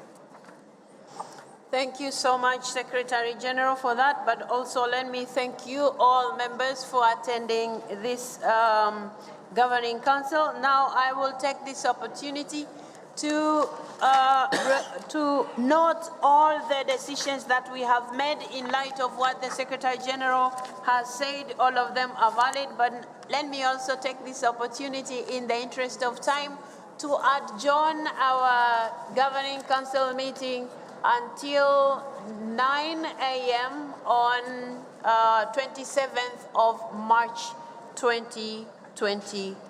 4. And we hope to finish the meeting on that day by lunchtime, so please be on time, and we will try as much as we can to manage the time. That said, the Governing Council is adjourned. Thank you, Madam President. You did well. You're welcome. Thank you. I need to buy.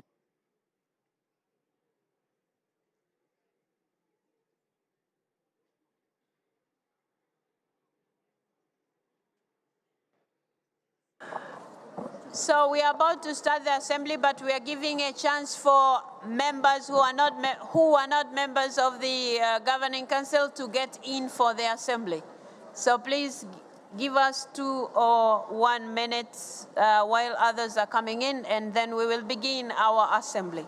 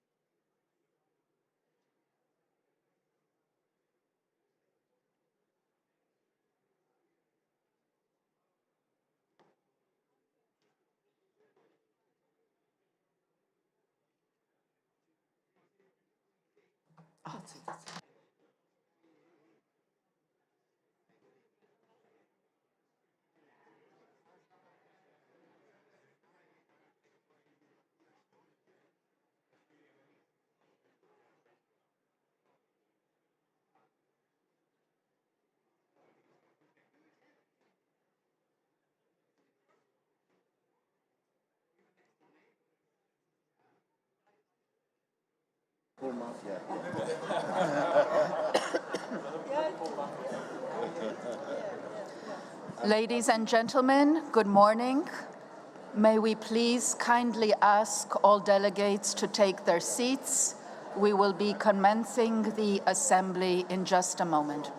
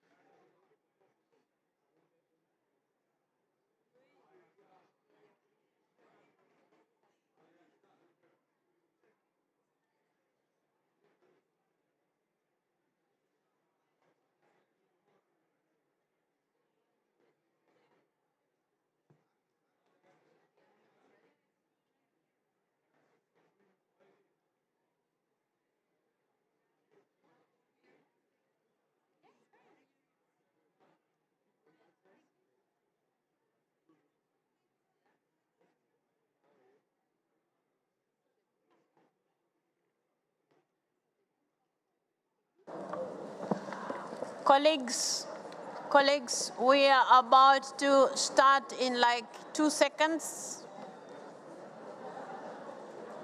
Colleagues, we are about to start in 2 seconds.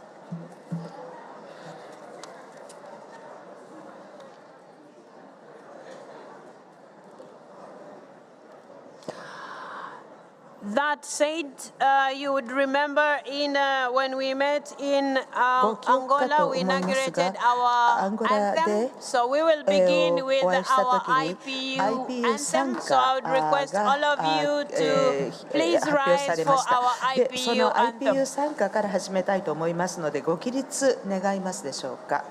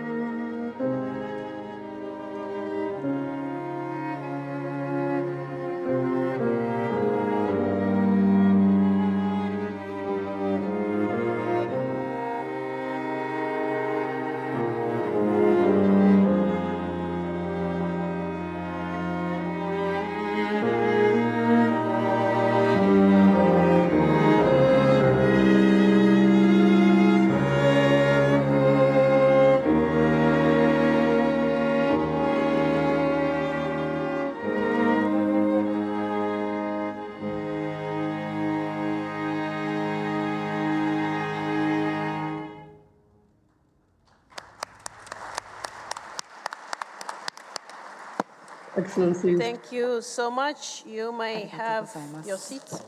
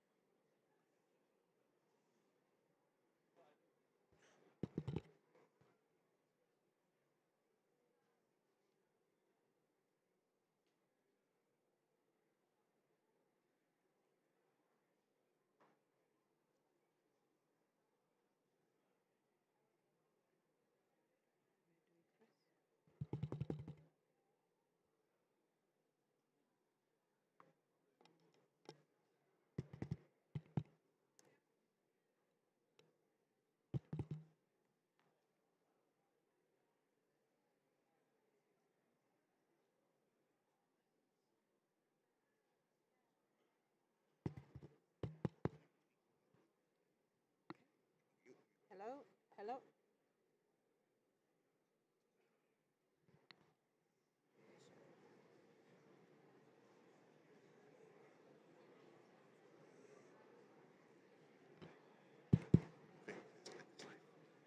Okay.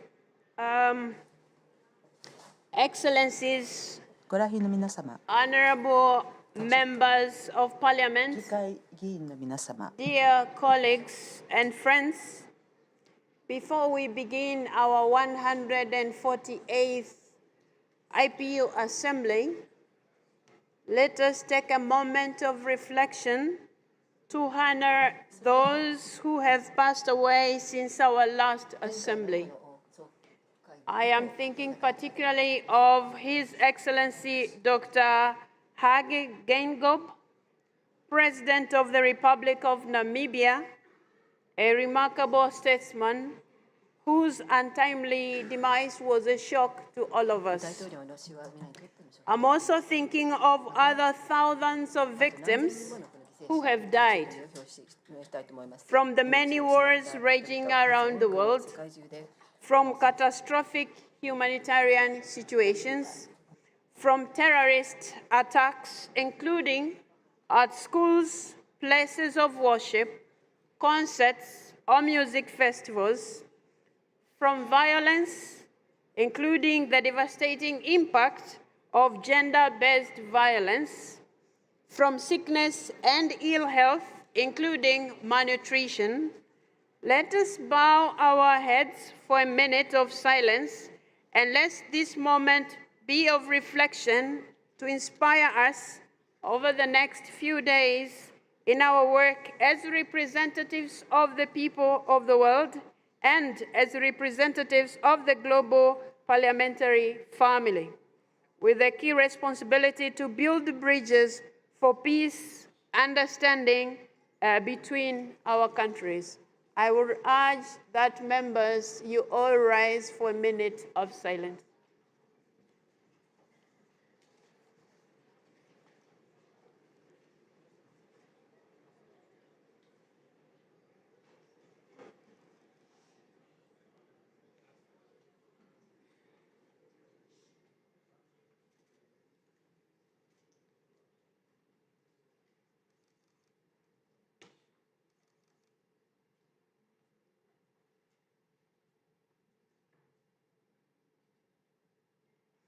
May their souls rest in peace.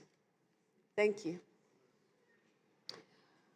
Mr. Secretary General, honorable speakers and deputy speakers of parliament, but also heads of delegations and delegates, ladies and gentlemen, dear colleagues.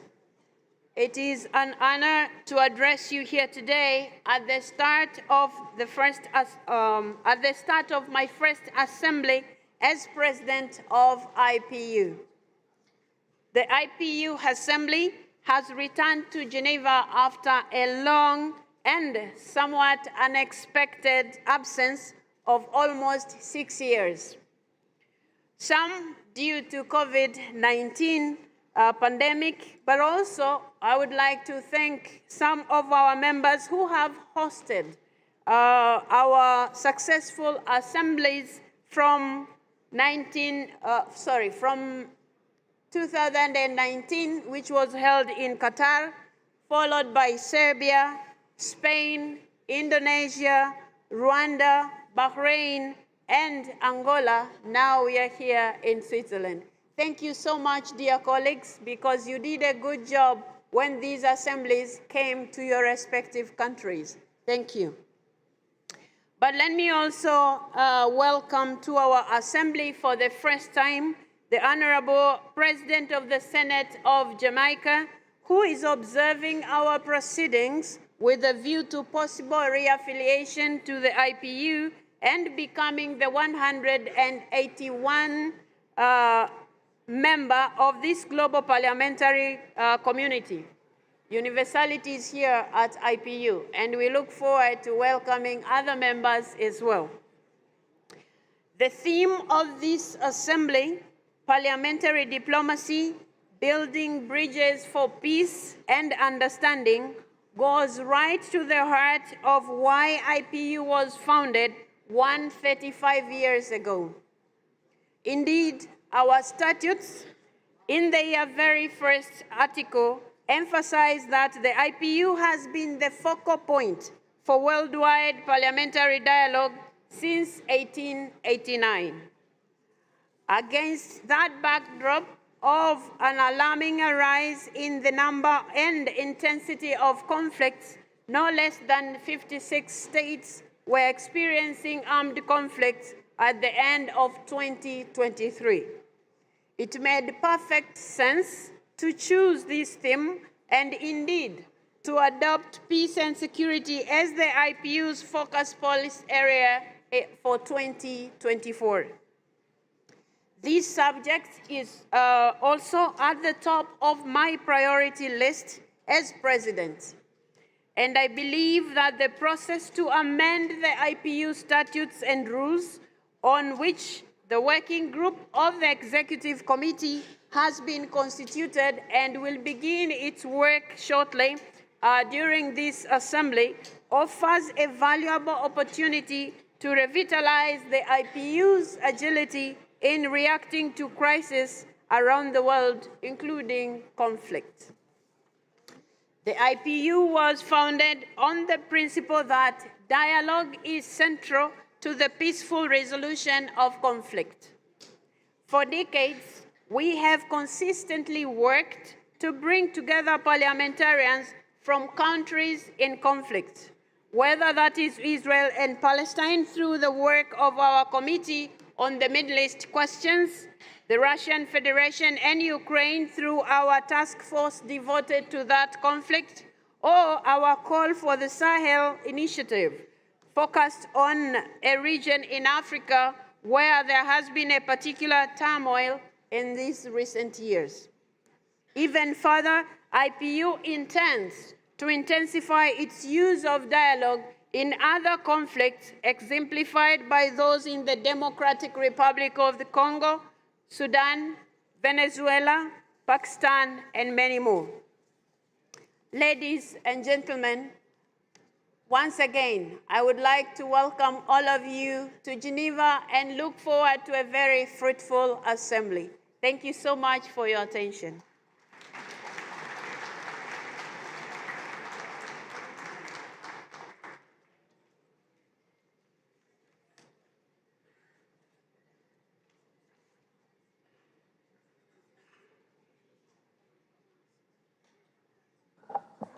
Okay, I'll take this opportunity now to welcome the Secretary General to take the floor.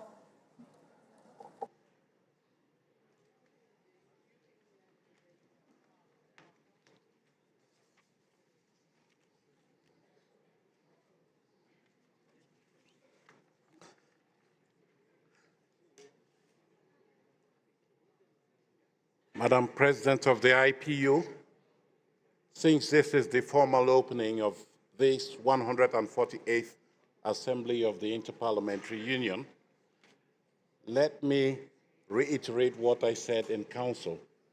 Given that I believe the bulk of participants are here, let me reiterate our congratulations to you on your accession to the high office of President of the IPU and on this maiden assembly that you are presiding as president of this prestigious organization. We look forward to working with you to ensure the success of the deliberations. Madam President of the IPU, honorable speakers and deputy speakers of Parliament present here, distinguished members of Parliament, dear guests, ladies and gentlemen, it gives me immense pleasure and it's a source of privilege to me to welcome you back to Geneva, the home base of your global organization of parliaments. Geneva was beginning to miss you because since October 2018, you had not convened here as a global organization. And today, we can walk around proudly to say that IPU is back in town in this city of multilateralism, this city of peace in the world. By meeting here, you are sending, therefore, that strong message that the IPU stands for peace and security in the world, given the fact that this city is seat to many organizations that are dedicated to these noble objectives. As we meet here, articulating the virtues of international cooperation, especially among parliaments, it is important that we be aware of the challenges that are facing the global community. And I believe you will be keen to make sure this assembly lives up to the motto of your organization, for democracy for everyone. As we meet here, we are aware of the fact that there are expectations out there for the IPU and parliaments in general to contribute to ongoing peace processes in the world. But we hasten to point out that according to the international scheme of things, responsibility for concluding international agreements and treaties lies with the executive arms of government. However, you have been very strenuous in pointing out that parliaments and parliamentarians need to be key stakeholders in peace processes. And you have time and again stressed the fact that while governments have that mandate to negotiate, members of parliament can bring the voice of the people to the negotiating table. And so you have extolled the virtues of parliamentary diplomacy that you would like to see unfold wherever there are areas for resolution of crises facing the world. And so you have chosen, and rightly so, the title of your assembly here, which is Parliamentary Diplomacy, Building Bridges to Peace and Security and Understanding in the World. Throughout these several days you will be in town, you will be participating in a host of activities that would allow you to contribute to global efforts to restore peace in the world today. And we want to stress the importance of reconciliation, because when peace processes are concluded, then the real work of Parliament starts. You endorse those peace processes, you create an environment that is conducive to the implementation of the peace agreements, and you work as representatives of the people to promote reconciliation for peaceful coexistence within your societies. And that is why during this assembly, we hope that you and all colleagues, parliamentarians, will talk to one another across the political divide, across the ideological, religious, and other divides, geographical included, and most importantly, that we all learn to listen to one another. And as I make this appeal, I am reminded of what the Greek philosopher Epictetus said, and I quote, "We have 2 ears and 1 mouth, so that we can listen twice and as much as we speak with 1 mouth." So we should together be willing to listen to one another in order to arrive at a common understanding of where we want to go. So I just want to conclude these remarks by expressing my strong encouragement to all of us to work in a spirit of accommodation during this week. We should be mindful of the need to build a world that is peaceful, ever more peaceful, that is conducive to peaceful coexistence between communities, between religions, between people of different points of view. So, Madam President, distinguished members of Parliament present here, we pin a lot of hopes on you, and I'm pleased that I'm able, after so many years, to host such a distinguished gathering of parliamentary leaders from across the world. You will therefore conduct your deliberations, I believe, in a spirit of accommodation, in a spirit of respect for one another, and you will be, I'm sure, keen to make sure that the outcomes of your deliberations reflect the expectations that have been placed on you by the other 46,000 parliamentarians that may not be here today, but most importantly by the people whom you so represent in a very, I would say, dignified manner. Once again, I wish you success in your deliberations, and we are there. My colleagues and I are looking forward to be of assistance to you so that at the end of the day, we can realize our common agenda, which is fundamental to the values articulated by the founding fathers of this organization, Kremer and Passy, dialogue as a means of resolving dispute and misunderstanding. Thank you very much, and welcome to Geneva once again.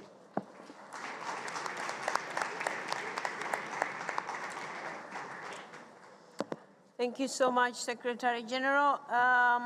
Colleagues, as it has become a practice to include the presentations from our presidents from the Women's Forum, but also our young parliamentarians to inform our general debates, I would now beg your indulgence to welcome them to address us. And here we have the president of the Board of Young Parliamentarians, but I don't know if the woman is ready for. So which one plays first? He goes first. Okay. Okay. So we will first listen to the president of the Board of Young Parliamentarians. Mr. Dan Carden, you have the floor. Madam President of the IPU, Mr. Secretary General, fellow parliamentarians, good morning. When I was born in 1986, there were legitimate fears the world could tiptoe into catastrophic nuclear conflict. These concerns eroded steadily over the course of my childhood and were supplanted instead by a sincere optimism about the prospects for global peace. The apparent triumph of the liberal democratic model, people argued at the time, had eliminated the need for conflict altogether. States would bring down barriers to political and economic integration, adopt democratic norms, and embrace the rules-based international order, until history itself would come to a screeching halt. But as recent years have shown us, history still has some way to go.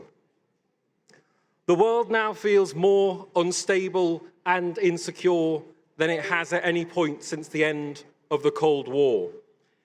And the weight of this renewed insecurity can be measured with crushing accuracy by the number of innocent lives lost. 30,000 in Ukraine, 25,000 in Gaza, 15,000 in Sudan, 20,000 in Yemen. In this landscape, it is often young people who bear the heaviest burden. More than 400 million young people between the ages of 15 and 29 are living in a situation of armed conflict. That's almost a quarter of the world's young people, and they are disproportionately represented in the casualty figures. And it is perversely ironic that young people are the first to be recruited into fighting, but are amongst the last to have a say in the diplomatic and peacemaking processes. So the importance of youth participation for peace and security has been reiterated by the IPU and by the United Nations, including in Security Council Resolution 2250. As young parliamentarians, our role in the quest for peace must involve acting as conduits for the voices of the young. But while advocating for greater representation in the diplomatic process may be a necessary step, it is not itself a silver bullet. The search for a genuine and lasting global peace will be a far more arduous task, to the point that it can seem too challenging to even contemplate at times. Because it will demand that we make wide-ranging changes to the nature of geopolitical organization, to the global distribution of resources, and perhaps most importantly, to our outlooks.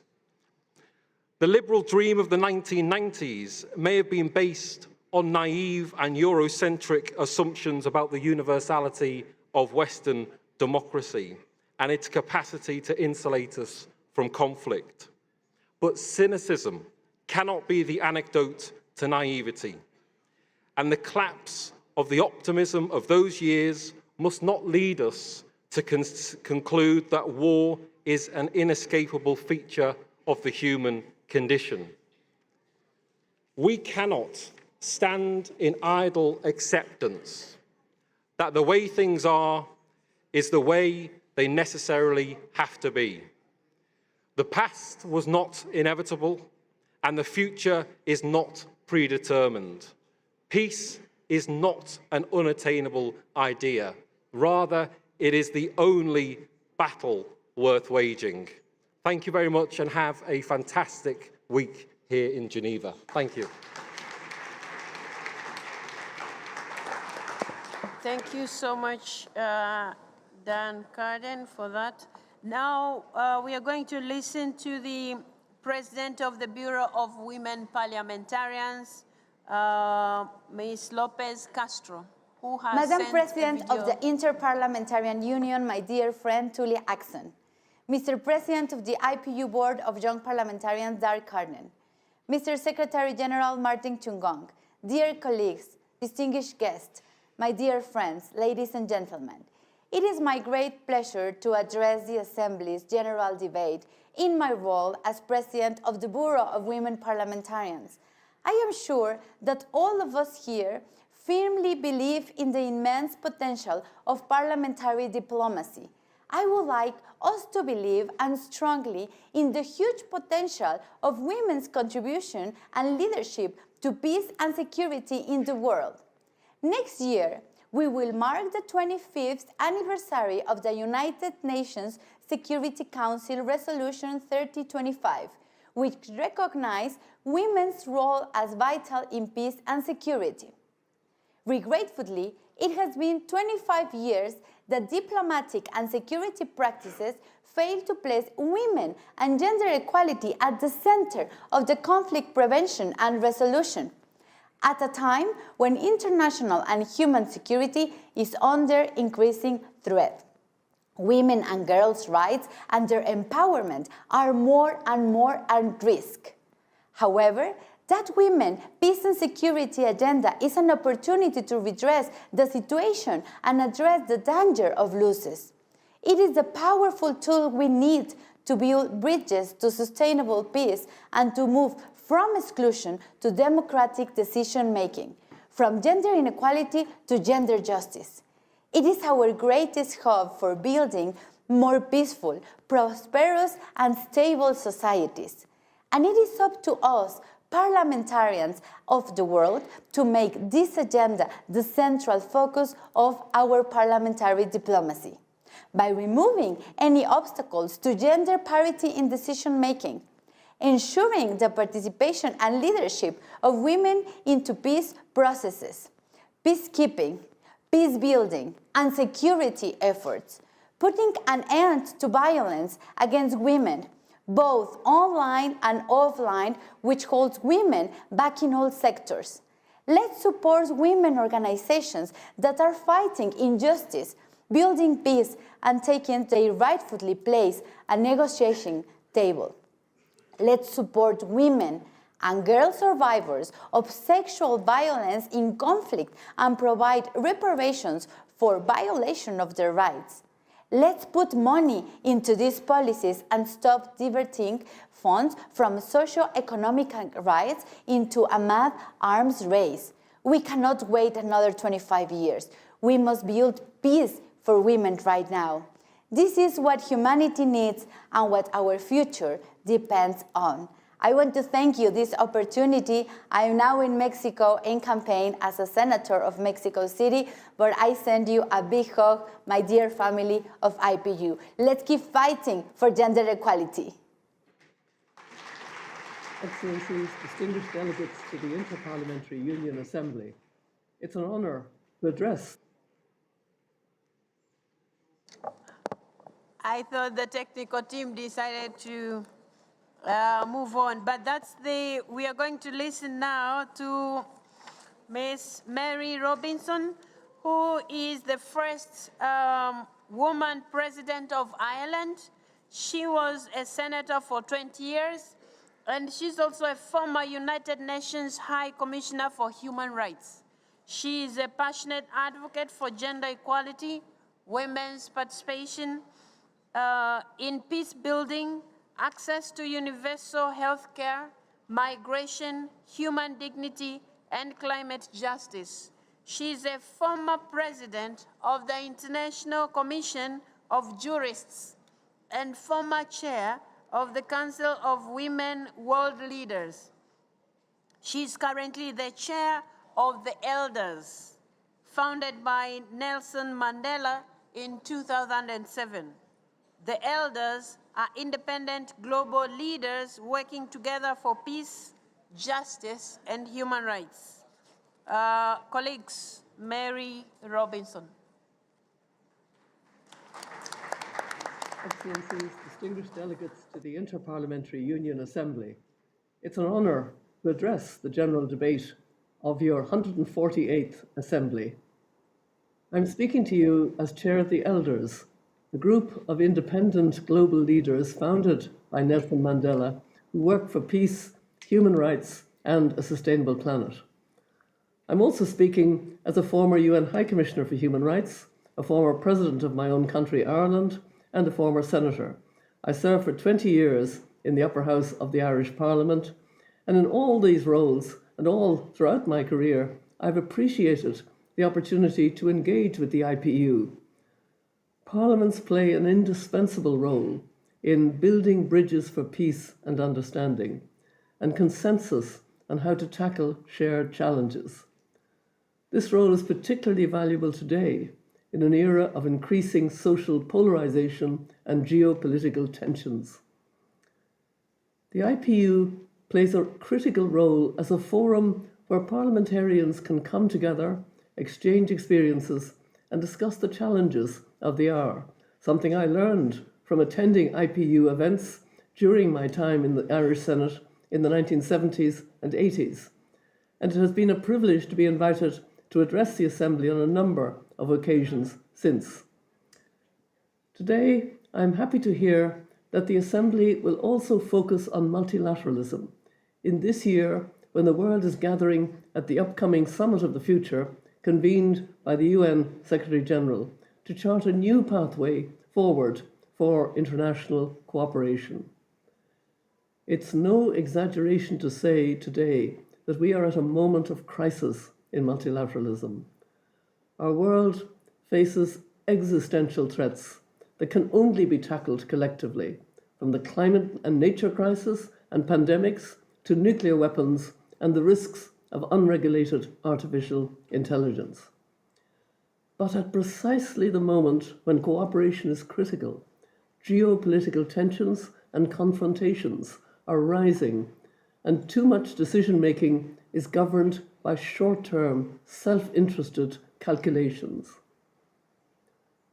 While the COP28 summit in Dubai last December did make some progress, producing the first text that directly recognized the need to move away from fossil fuels, we remain in a climate and nature emergency. Each month since June last year has seen a new temperature high, and the pathway we are on is unsustainable. Yet, leaders are still not acting at the pace and scale required. We're 4 years on from the onset of COVID-19, a global pandemic that cost the lives of millions and exacerbated inequality between and within nations. But we are struggling to form consensus on a pandemic accord that would help prevent and better prepare the world for future pandemics. 55 years after the Treaty on the Non-Proliferation of Nuclear Weapons, nuclear powers have not met their commitment to reduce their arsenals. Instead, the few remaining nuclear agreements mitigating catastrophic risk are expiring, and we face a renewed nuclear arms race, with some leaders openly threatening to use nuclear weapons in current conflicts. We see a proliferation of conflicts, including Russia's war of aggression on Ukraine and Israel's disproportionate response to the horrific October attacks by Hamas. The multilateral international peace and security architecture, most notably the UN Security Council, appears completely ill-equipped to deal with these crises. While conflicts elsewhere, from Myanmar to Sudan, are not getting the attention that they need. It's against this backdrop that the elders are calling for long-view leadership to tackle existential threats and to build a more resilient and equal society. Long-view leadership means showing the determination to resolve intractable problems, not just manage them, the wisdom to make decisions based on scientific evidence and reason, and the humility to listen to all of those affected. I'm convinced that with sufficient pressure from civil society and civic institutions, including parliaments, this model of long-view leadership can flourish, as can our hopes for a better future. To those who dismiss such concepts as idealistic or naive rhetoric, I offer the abiding example of perhaps the greatest leader of my lifetime, Nelson Mandela. This year marks the 30th anniversary of the first free elections in South Africa, which swept away the apartheid regime and afforded every South African their democratic rights. I had the honor to attend Mandela's inauguration as president in May 1994. The words he spoke that day have a renewed resonance this year, when 40% of the world's population will have the chance to vote in hugely consequential elections. We have triumphed in the effort to implant hope in the breasts of the millions of our people. We enter into a covenant that we shall build a society in which all will be able to walk tall without any fear in their hearts, assured of their inalienable right to human dignity. Mandela's words are a reminder of and a rallying cry for the crucial leadership role that parliamentarians like you can play in realizing the hopes and aspirations of citizens everywhere. So I wish you well with your conference, and thank you. Excellencies, distinguished delegates to the Inter-Parliamentary Union Assembly, it's an honor to address.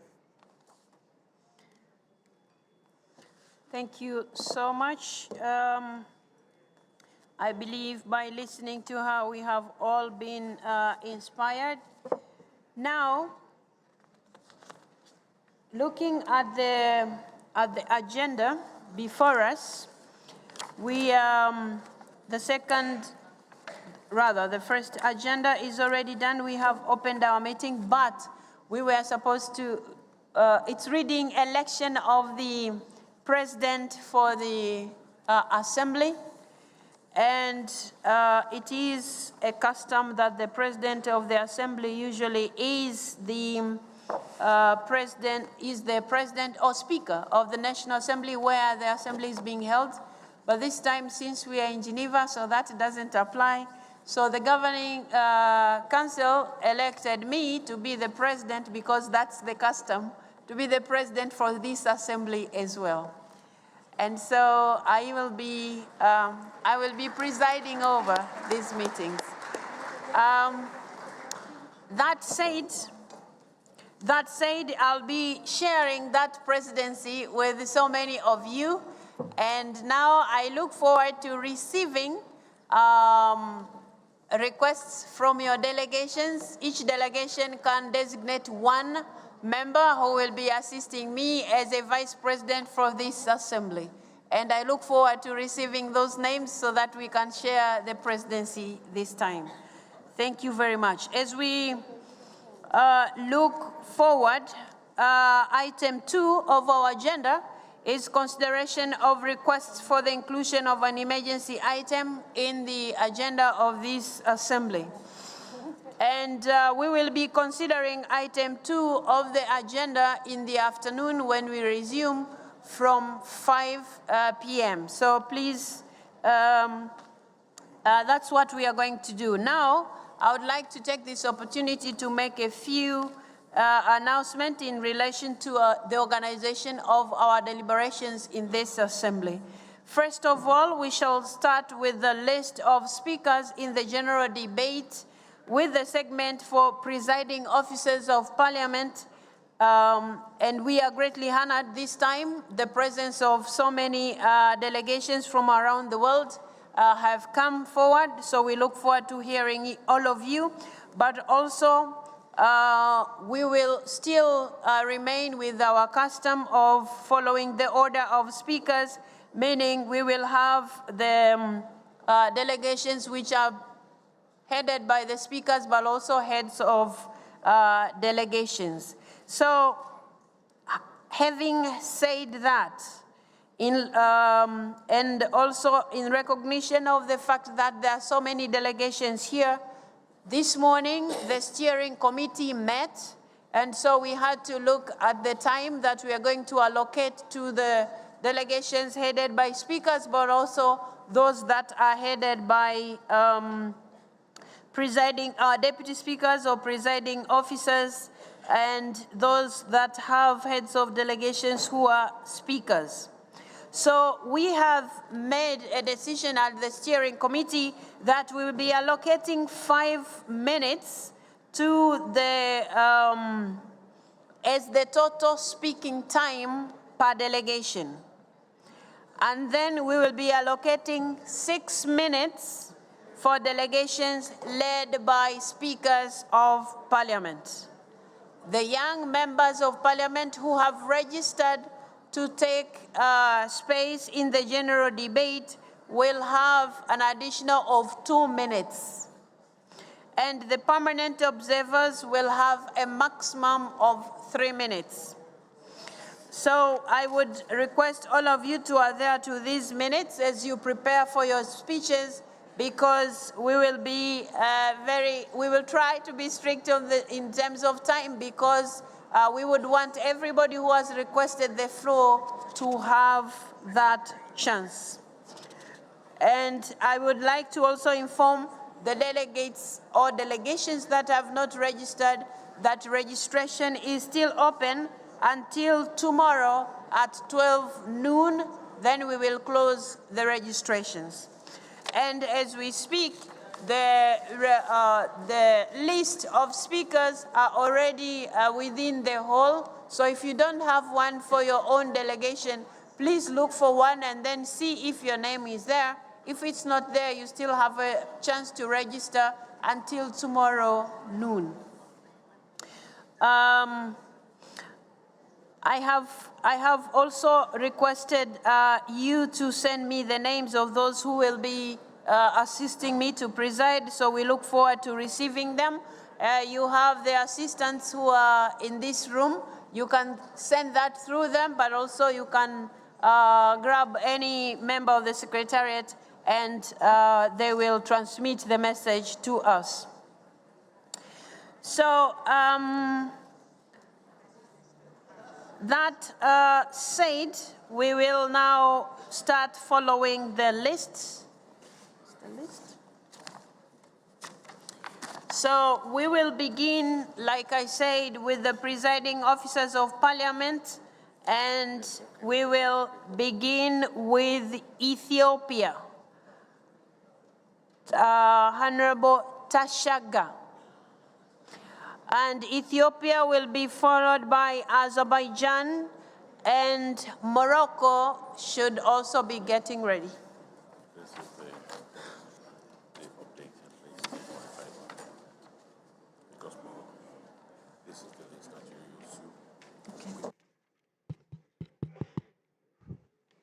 Thank you. Honorable Madam President, distinguished speakers, distinguished delegates and fellow parliamentarians, excellencies, ladies and gentlemen. First of all, I would like to express on the behalf of the Ethiopian parliamentary delegation to express the condemnation of the terrorist attack against innocent civilians at the concert hall of Moscow. We extend our heartfelt condolences to the families of those killed civilians attacked and by the terrorists and for the government of Russia. At the outset, I would like to express my gratitude and appreciation to the IPU President and Secretary General for the warm hospitality accorded to the delegation from Ethiopia. It is a distinct honor for me to address you at the 148th Assembly of the Inter-Parliamentary Union that is taking place for the first time in 5 years in Geneva, Switzerland. The Assembly is uniquely important for the Parliament from around the world to collectively deliberate on the role of parliamentarians to address the pressing issue of peace and stability around the world. The theme of the gathering is fitting reminder of troubling state of the global peace. This crucial meeting is taking place at the critical time when the average level of global peacefulness has been deteriorating for the last few years. The theme of the year, parliamentary diplomacy, building bridges for peace and understanding, comes at a very decisive time when the global landscape of peace is facing an external challenge. Today's multiple crises in Africa, in the Middle East, Ukraine and Russia, and the other critical flashpoints have devastating consequences maintaining peace and security in today's world, which requires political commitment and compromise at all levels. Parliaments and parliamentarians have indispensable responsibilities and possess unique characteristics that can be leveraged for broader peace in the world. The Horn of Africa is one of the most volatile regions in the world. The region has been subject to conflict at both the state and societal levels due to both international and internal and external factors. Lingering conflicts, external militarization, increased fragility is fueling instability and insecurity in an already fractious environment in the Horn of Africa. Parliaments need to have stronger presence and engagement in supporting the governmental efforts towards regional peace and security. The actual linkage between regional peace and integration is particularly evident in the Horn of Africa. The potential for subsistence peace cannot be seen in separation from growing drives from economic integration in the region.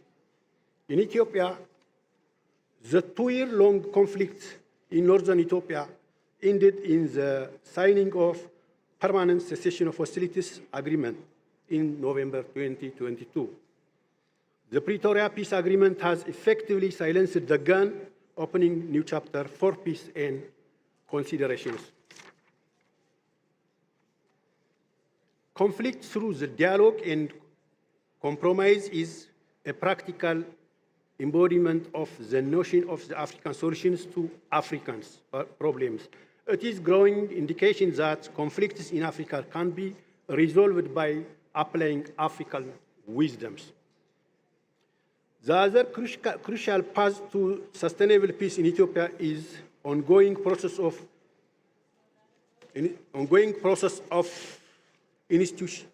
institutional justice policy.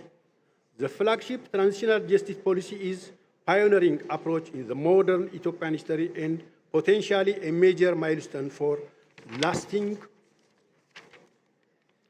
prospects of peace, justice, reconciliation, and accountability. In the backdrop of the strong linkage between transitional justice and broader peace process in Ethiopia, the government of Ethiopia has shown a firm political commitment. Let me conclude my reaffirmation. Ethiopia's unwavering commitment to the processing importance of parliamentary dialogue and diplomacy at the regional, global, and bilateral levels to galvanize parliamentary action to promote peace and security. I thank you very much.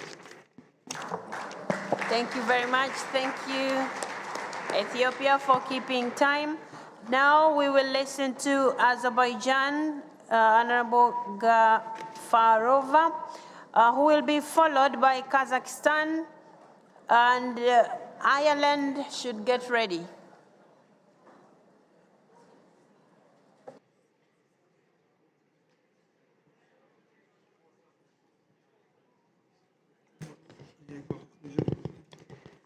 Excellencies, dear participants, ladies and gentlemen. On behalf of the Parliament of the Republic of Azerbaijan, I greet you all as a general debate of the 148th Assembly of the Inter-Parliamentary Union and wish our deliberations to be successful and productive. Dear participants, I would like to congratulate the leadership of the Inter-Parliamentary Union for choosing the issue of peace, security, understanding as its strategic policy focus for 2024, and specifically for this general debate. Indeed, the issue of peace and understanding has gained an utmost importance and became a determining factor. Reality is that our hopes for a better world are closely linked with the peace and understanding. Regretfully, today, the world has become more fractured and less peaceful. There are many debates about the ineffectiveness of multilateral mechanisms, which is a result of non-compliance with international rules, double standards, and predominance of interests of certain states. Several days ago, these issues were extensively dealt with in the framework of the 11th Global Baku Forum under the theme Fixing the Fractured World, organized by the Nizami Gencevi International Center with participation of more than 400 high-level guests from 68 countries. Dear colleagues, there is a general consensus about the need for a stronger, more effective and inclusive multilateral system with the United Nations and its core. What is the most important is that strict adherence to and non-selective application of the universally recognized norms and principles of international law, respect for sovereignty and territorial integrity of states, protection of justice, should stand at the basis of this system. This is a precondition for restoring and maintaining peace and understanding that we all aim for. Ladies and gentlemen, in view of the growing importance of parliamentary diplomacy, it is necessary to elaborate on the role of parliaments in obtaining peace and understanding, what they can do and what they can achieve. Indeed, parliamentary diplomacy has become an important perspective in global affairs, in particular in the context of current international complexities, where preservation of multilateralism and global cooperation in addressing global challenges continue to be paramount as never before. Of course, it would be quite optimistic to consider Parliament alone as a remedy against the challenges to peace and security, which need to be looked at from a wider perspective. But taking into consideration the notion of centrality of dialogue for peace, they become an effective additional resource of building bridges for peace and understanding. Being representatives of the people, parliaments can make an important contribution to the issues, such as building confidence, trust, and peaceful coexistence. In this context, I would like to commend the role of the IPU leadership, especially Mr. Secretary General Martin Chung Kong, for providing a platform for the first meeting of the speakers of the parliaments of Azerbaijan and Armenia. Today, both countries are closer to peace than ever before, and such meetings between the two parliaments will be a useful mechanism for constructive discussions. And I would like to underline that unlike some other interparliamentary organizations which have deviated from their declared objectives, the IPU stays true to its vision of dialogue and plays an invaluable role of bridge building. Ladies and gentlemen, I believe peace and understanding are the first and the foremost preconditions for addressing the global challenges that we face today. Without peace and understanding, it is difficult to ensure solidarity and sincere dialogue necessary to jointly deal with the challenges that require global and urgent responses. I believe you would all agree that one of the most serious challenges that demand collective efforts is climate change. To put in other words, our steps in this direction today will determine the fate of our future generations. Dear colleagues, my country, Azerbaijan, was chosen to host the COP29 in November this year in Baku.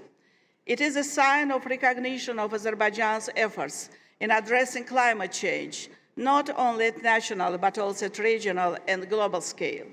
We are honored and understand the great responsibility that comes with it.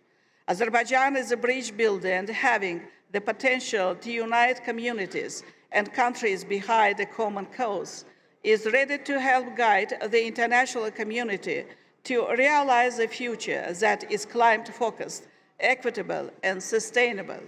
Engagement of all parties is important in order to advance climate action and achieve our goals. It is only with constructive collaboration, increased commitments, and collective action we'll be able to deliver our shared vision of a sustainable and prosperous future for all.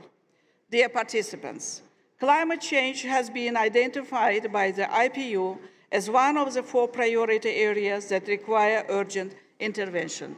The IPU has done a great job in supporting parliaments in their efforts to combat climate change and mobilizing them around climate action. Given the centrality of this issue to the IPU's activities and upon the initiative of the Secretary-General of IPU, His Excellency Mr. Martin Chung-Kong, the Parliament of the Republic of Azerbaijan, together with the IPU, will organize the parliamentary meeting in the framework of the COP29. This meeting will offer parliamentarians to exchange their views and identify what they can offer in the fight against climate change. Thus, the meeting will provide parliamentary contribution to multilateral climate action. And in conclusion, ladies and gentlemen, I would like you all to participate in this conference. Thank you for your attention. Thank you so much, Madam Speaker from Azerbaijan. I had mentioned Kazakhstan will be followed by Ireland. Malta should get ready.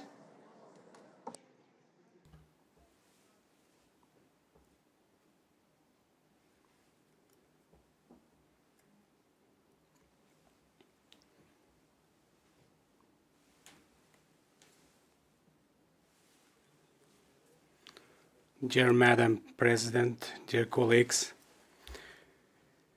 as we know, a terrible terrorist attack took place in the Russian Federation just yesterday. In this regard, we express our condolences to the entire nation of the Russian Federation. Kazakhstan strongly condemns any terrorist attack against a peaceful citizen. In this regard, President of Kazakhstan called a member of the United Nations to anonymously opposite to this type of violence against the innocent citizens. We believe that also within the framework of the Inter-Parliamentary Union, we must jointly fight this evil. Because there is probably not a single country in the world that is not concerned with the issues of the peace and security. This is a particularly crucial issue for Kazakhstan too. Today, it is important not only to talk about this, but also to constantly work, strengthen the values of mutual respect and trust in the international relations. In this regard, under the relationship of the President of Kazakhstan, Kassym-Jomart Tokayev, Kazakhstan contributes to the sustainable development and the formation of a harmonious future for all the humanity. This is especially clearly evidenced by the large-scale political reforms conducted in our country in the recent years. Nowadays, all conditions have been provided for the creation of a democratic country and a fair Kazakhstan. This is a key to peace and prosperity. The Parliament of Kazakhstan is also actively involved in this work. In addition, we can highlight the country's initiatives against the nuclear, chemical and biological weapons, as well as the regular health congresses of the leaders of the world traditional religions. We will continue this work in the future. We are confident that the parliaments around the world are committed to actually promote the Sustainable Development Goals of 2030. We are working to create the United Nations Regional Center for Sustainable Development for Central Asia and Afghanistan in the city of Almaty. The Parliament holds a special parliamentary commission to monitor the implementation of the national goals and objectives in the field of sustainable development. Members of the Parliament welcome the importance of using the mechanism of the parliamentary diplomacy to prevent and resolve the international conflicts. Recently, we approved in the Parliament a decision to deploy the peacekeeping contingent of the Kazakhstan to Golan Heights. This is the first independent mission of our peacekeepers under the mandate of the United Nations. We value these measures highly and as contribution of our President Kassym-Jomart Tokayev to the global security and stability. In this regard, I believe that parliaments should actively share their best experience and practice in the main key areas of the state policy. At the same time, inter-parliamentary relations in Central Asia can be modeled on the gender issues. This can be confirmed by my distinguished colleagues from Uzbekistan and Turkmenistan attending today's event. Within the framework of the dialogue of women in Central Asia countries created with the support of the United Nations, we are discussing such as topical issues as the protection of women's rights, their role in the economy, innovation, technology, women's contribution to peace and security.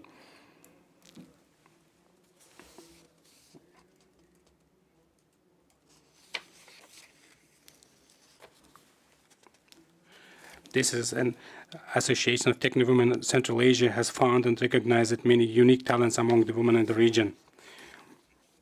Dear colleagues, today we will consistently and we live in an extendedly difficult geopolitical situation. Therefore, we must find solutions aimed at maintaining the economic ties for our countries. Among them is the development of international transport and logistics cooperation. Kazakhstan is working tirelessly to diversify transcontinental transportation across the Eurasian continent.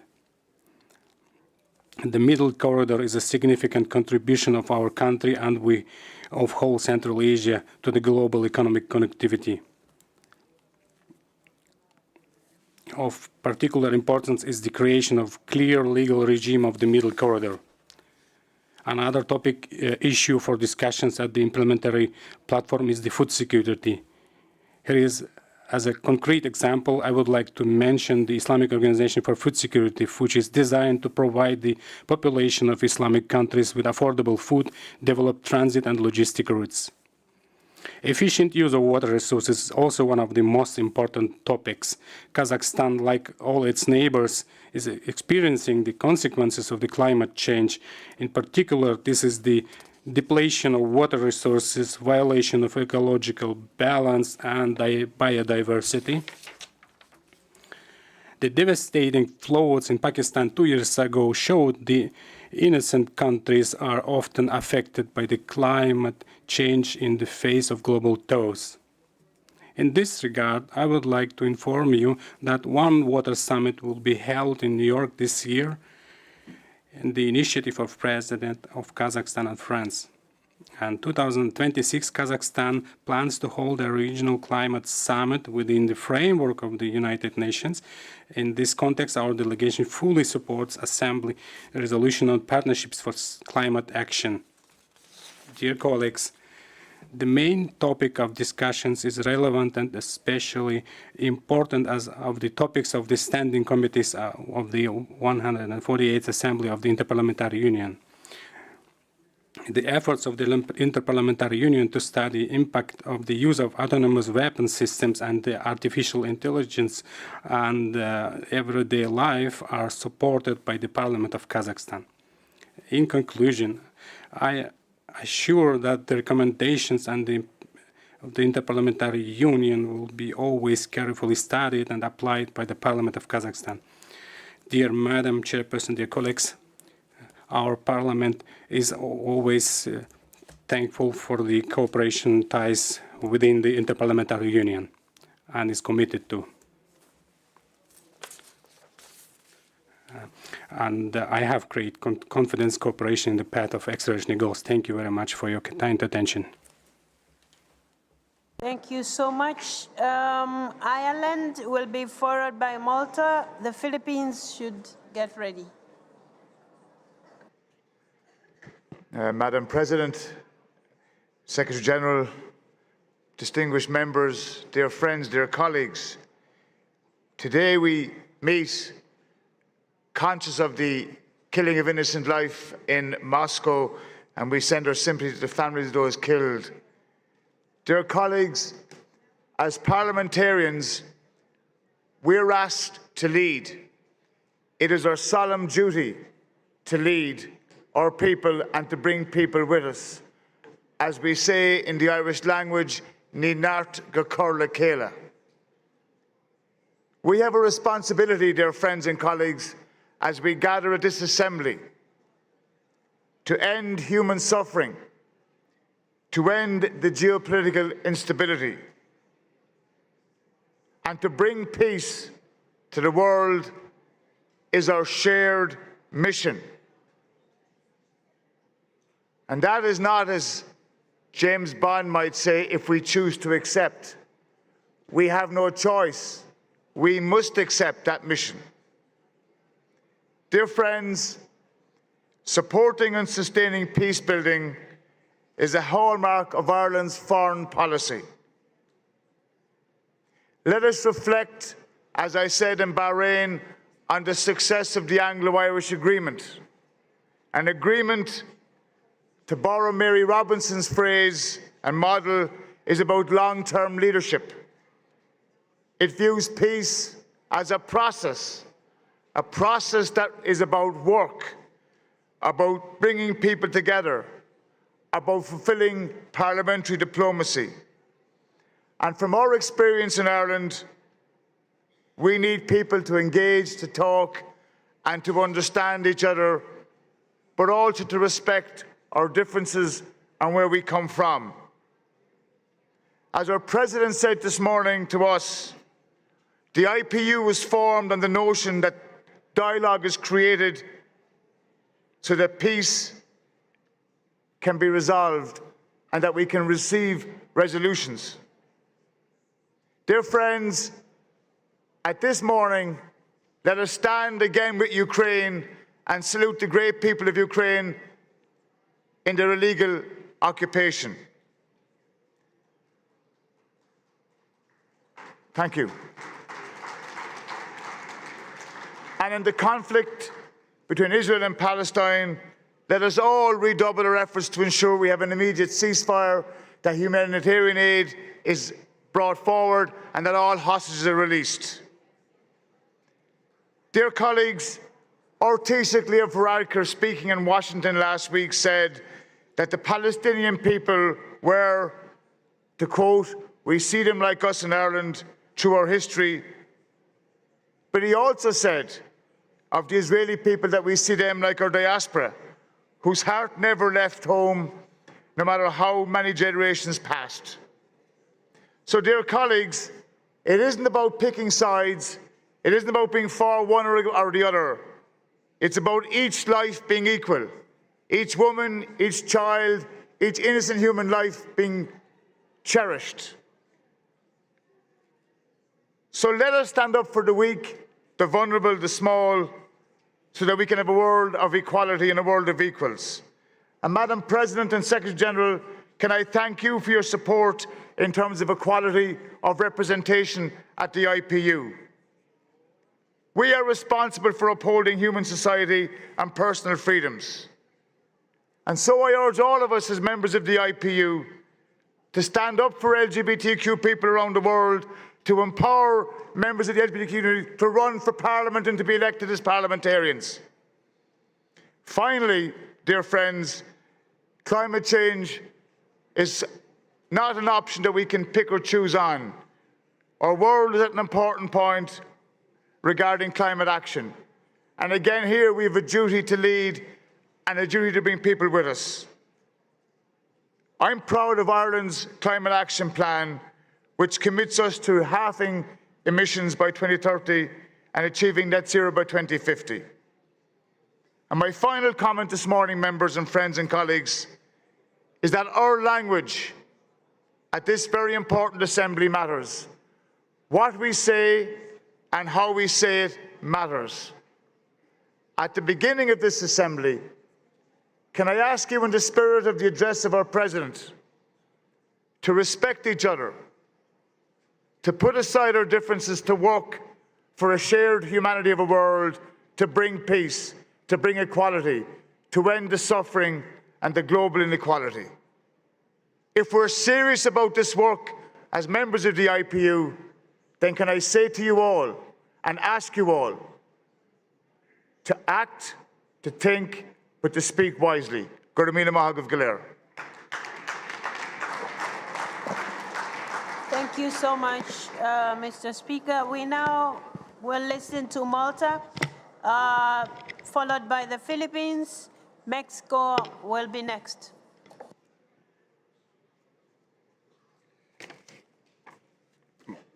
Madam President, dear colleagues, in an increasingly interconnected world where conflicts persist and misunderstanding abound, parliamentary diplomacy emerges as a beacon of hope, illuminating pathway towards peace and understanding.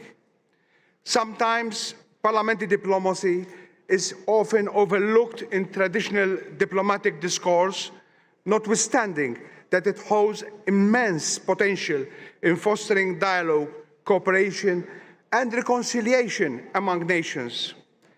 At its core, it embodies the principle of people-to-people diplomacy, transcending boundaries to cultivate relationships rooted in mutual respect and understanding. Indeed, colleagues, one of the most compelling aspects of parliamentary diplomacy is its ability to engage directly with the citizens of different nations. Unlike traditional diplomacy channels used by the executive, which involves exchange between governments, parliamentary diplomacy engages us, elected representatives, hence the voice of the people. It also serves as a catalyst for the building of bridges between nations, bridging gaps that may exist due to historic grievances, ideological differences, or geopolitical tensions. Colleagues, members of Parliament are freer to express their own views, to take different stances, to suggest new ideas, to carry out formal and informal diplomacy. Parliamentarians, therefore, have greater flexibility in their mode of operation. In other words, parliamentary diplomacy provides added value to the traditional diplomatic effort and provides diplomacy with an opportunity of strengthening the process and to obtain better results. The development of parliamentary networks like the IPU, based on personal friendship between members of parliament, are not only easier to develop, but they are also particularly important for situations of crisis, tension, and conflict. We have a lot to report about the conflicts that we are facing, the Ukrainian-Russia war, the Gaza war, and many others. And we are responsible, all of us, in order to play a crucial role in conflict prevention, in resolution, and fostering communications channels, and promoting dialogue between adversary parties.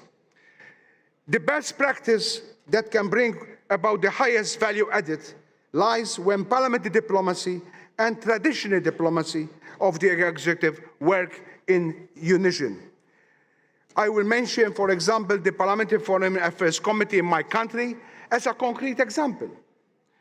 Achieving a common stand on critical issues in international affairs in a forum where different political views, voices are represented. And this gives a clear direction based on the alignment between parliamentary and traditional diplomacy. Colleagues, this is possible only on issues where there is a common political vision, where there is a political commitment in the country and countries, and quickly dissolves when an international matter becomes a local political issue.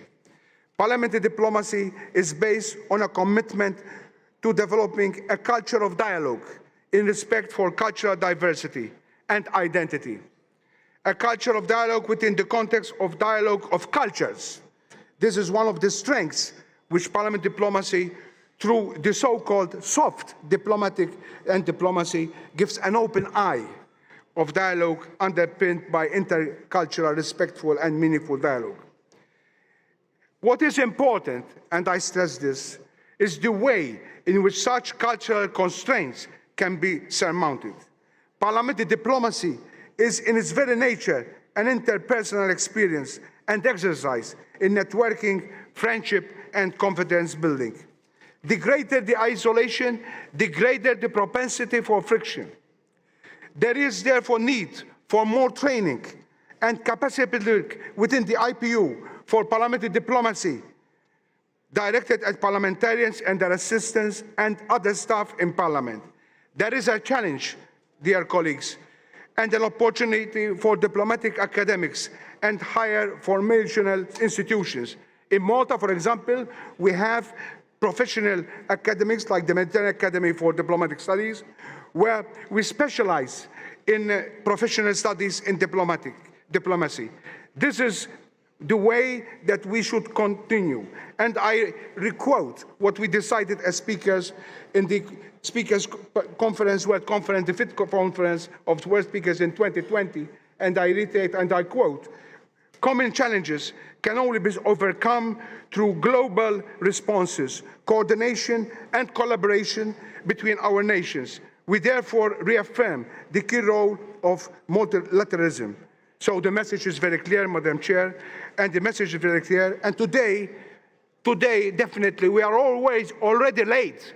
So we need to do much more to do it together in order to address these everlasting conflicts without any exception, the one that I already mentioned. Thank you, Chair. Thank you so much. Now we'll listen to the Philippines, Mr. Zubiri, followed by Mexico, and then Indonesia on the line.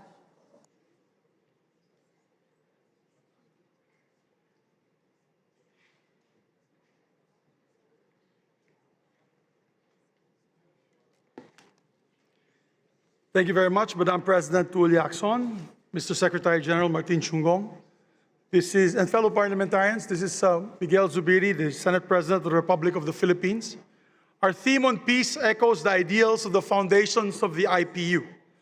Today, as the world is buffeted by conflicts, such as the recent shooting attack in Crocus City Hall in Russia, which resulted in the loss of innocent lives, and to which the Philippine government and our delegation here, the IPU, extend our deepest condolences to the bereaved families. The search for peace remains an urgent task, an elusive dream. The raging strife that dots the world underscore the mission that we parliamentarians should pursue on behalf of mankind. And that is to mount a campaign to pause war, to stop the bloodshed and end the suffering of innocent civilians whose lives have been disrupted, but whose hopes for peace have not been dashed by war. We in the IPU have a rich heritage that inspires confidence that, if united and determined, we can, as our predecessors have done, be facilitators of peace. To recall, the advocacies of our fledgling union then later became a powerful force that gave birth to peace institutions such as the United Nations. This legacy of bold thinking and brave action should spur parliamentarians of the world today to craft strategies that will silence the guns of this time, ending the misery of people caught in the crossfire of conflicts has become our common parliamentary agenda #1. For 100 years, the Philippines has allied itself with the cause of peace.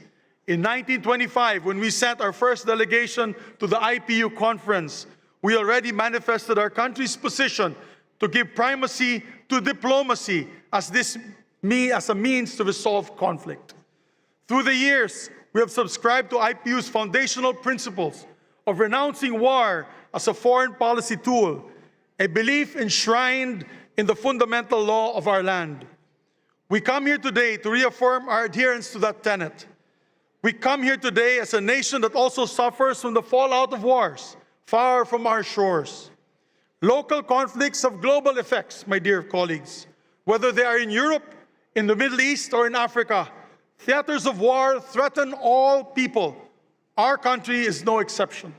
For one, geopolitical tensions damp growth prospects of economies, slowing down the recovery from the ravages of the pandemic. Conflict-caused trade disruptions trigger imbalanced trade deficits and create an inflationary environment that harms the poor. Global food security is harmed, pushing food prices up and punishing the populations teetering on hunger. Supply chain disruptions can shut down factories, empty store shelves, spike oil prices, and leave food on the table more expensive. In the midst of these uncertainties, I strongly believe that the IPU can span trenches of discord and serve as a bridge of peace and understanding. Let me be honest, finding common ground is a mission not for the easily discouraged, but as parliamentarians, we have been able in our halls and in this union break the impasse to reach a compromise in the past. When such is pursued, a healthy respect of views with a deeper understanding of the circumstances to be addressed, consensus can be found. Domestically, we have applied the same template for forging a principled and permanent settlement to one of the world's longest and fiercest secessionist wars. For decades, the island of Mindanao in the southern Philippines has been plagued with violence and strife. Conflict between our government and the secessionist movement had a huge toll, displacing 2 million people and raking up a death toll of 120,000 lives. But I'm proud to say that our Congress played a pivotal role in the cessation of hostilities by passing a milestone Bangsamoro Organic Law, which recognized the autonomy of the Bangsamoro people and gave us the mechanism for correcting the historical injustice that they have long faced. On a personal note, I am particularly proud spearheading this measure as being a proud son of Mindanao myself. We are reaping the dividends of a sense of peace from the ruins of conflict. Since the passage of the Bangsamoro Organic Law, we've seen a dramatic turnaround towards peace and stability in the Bangsamoro Autonomous Region of Muslim Mindanao. And we have been able to engage former secessionists to be our partners in progress and in nation building. Swords have been pounded into plows, and land rich in resources and talent are irreversibly marching towards shared prosperity. We in the Southeast Asian region have also gathered parliaments for frank and fruitful discussions on how to strengthen our place of shared past and common future as a zone of peace. However, in the West Philippine Sea, a number of geopolitical analysts have predicted that it could be a major flashpoint in the region. Let me emphasize that the Philippines has consistently adhered to the international rules-based order, ensuring freedom of navigation in the areas and practicing restraint in dealing with harassment and provocation from our neighbor in the north. It takes community of nations to preserve and nurture peace. Thus, we appeal to the international community to support our stand in promoting freedom of navigation and adherence to the international rule-based law of order in the West Philippine Sea. We have shown that dialogue across political ideological divides is possible.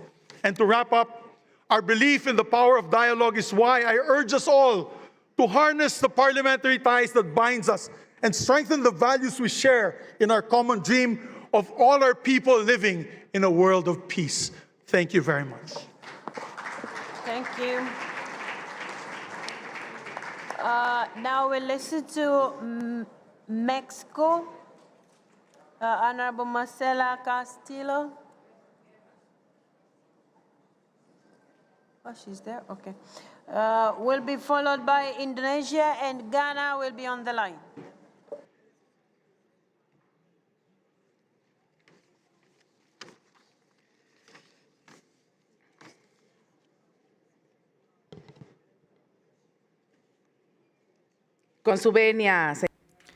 Madam President, Assembly members, the understanding of peace has evolved since the Second World War. It is no longer considered to be the absence of large-scale conflict. Currently, international organizations and states try to ensure that there is international work to ensure that there is development. And the United Nations now has talked about the need for integrated prevention of conflict, and that there is a need to try to ensure that there are mechanisms for mediation and reconciliation. And there's also a need for initiatives to try to prevent conflict in order to consolidate lasting peace. Sustainable peace means zero tolerance for violence against women, no violence in families, in communities, in schools. It covers politics, work, politics, and culture. There is a need for steps to be taken when there is violence against women. There is only peace if there is equality between men and women throughout state structures. And clearly, this must involve women's participation in government throughout its institutions. In Mexico, peacekeeping is a national priority, and we are working towards it on a day-by-day basis through parity, inclusivity, and diversity. We have gender parity in our legislature. There are 500 in the Chamber of Deputies. One half of them are men, the other half women. And our Senate also has gender parity. Gender parity is a principle that is enshrined in our Constitution, and we have guaranteed participation of women in state decision-making bodies. The active participation of women in public life, in national life, is part and parcel of the effective ensure that they participate in all national life. There is a need for women to participate in all decision-taking mechanisms, and that leads to full democracy. We do need to ensure that we do everything to ensure peace. In Mexico, we involve communities in decision-making. We make every effort to ensure that Afro-Mexicans, immigrants, indigenous peoples, marginalized people are all involved. And this is what we do for inclusivity in Mexico.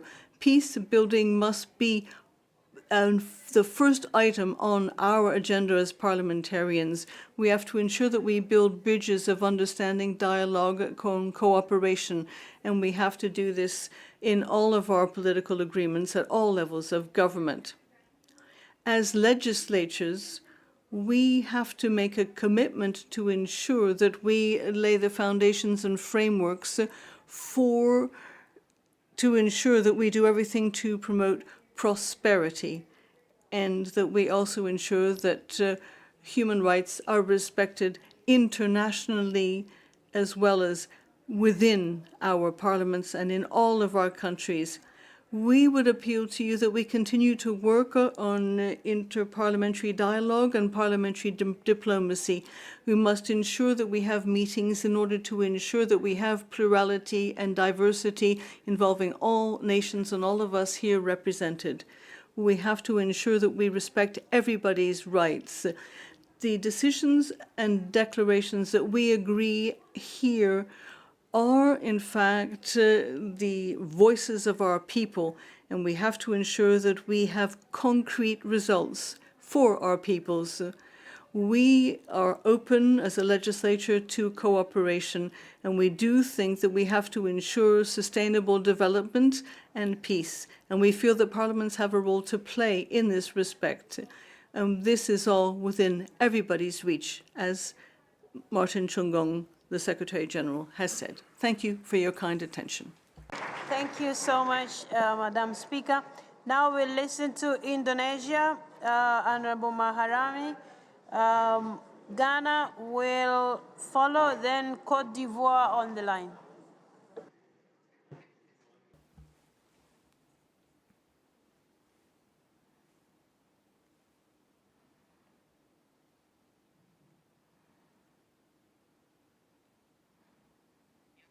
Excellencies, Speakers of Parliament, and the President of the IPU, Honorable Members of Parliament, distinguished delegates. The year 2024 is a test for our commitment to build a peaceful, just, and inclusive world. Global order is at the crossroad as we live in a fragmented world. If we look around the world, we see wars and conflicts in some parts of the world. Conflicts have become the new normal in some corners of the world. Crisis and geopolitical tensions are intensifying. They are linked to great power rivalries. As a consequence, millions of civilians are suffering in the conflict and war zones. In short, we have witnessed the absence of peace. However, despite significant global challenges, parliaments must strengthen our collective efforts to ensure that everyone, regardless of their backgrounds, live in peace. Various crises, such as war, major power competition, global warming, have affected directly the people that we represent, the people that voted for us. Parliament, as representative of the people, must lead by example through championing the three pillars of peace, dialogue, diplomacy, and cooperation. We need to strengthen preventive diplomacy that requires more dialogue and trust building among nations. In this regard, we must build a culture of peace that demands commitment to uphold tolerance, that respect diversity, and build trust and understanding. And most importantly, it requires the rejection of the use of force in resolving disputes. We must promote dialogue instead of taking unilateral action. And we must advance cooperation instead of creating fragmentation. Distinguished delegates, this month, the Muslims around the world celebrate the holy month of Ramadan, a blessed month which embodies the values of peace and tolerance. Sadly, the killing, bloodshed, and bombing by Israel continue in Gaza. This is an atrocity that goes beyond any justification. How many more lives should perish before the international community make a move? Are we going to stay idle? To the great powers, please use your influences to bring back humanity and not to prolong the war. The eyes of the world are watching. We all here are watching. And we cannot turn a blind eye to the suffering of the civilians in Gaza. In this critical time, immediate ceasefire is a must. I urge all parties concerned to ensure safe passage of humanitarian access and respect towards humanitarian law. And the main objective is for the establishment of a two-state solution based on international laws and UN resolutions. Indonesia will always stand with Palestine and support their struggle, the struggle of the people of Palestine to be an independent state. Distinguished delegates, we also need long-lasting peace in Ukraine and also in other places from Yemen to Myanmar. To realize durable peace everywhere, international community and especially major powers should put pressure to the parties in conflict to come to the negotiation table.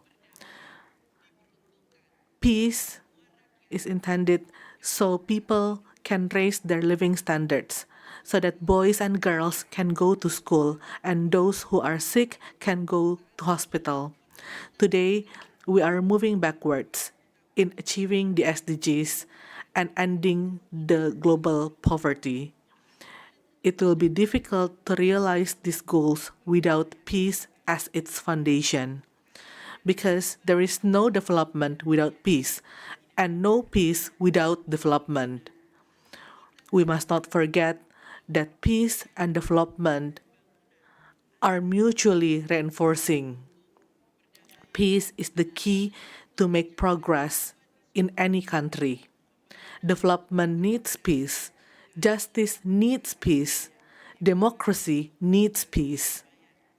Achieving peace becomes more difficult in a fragmented and multipolar world.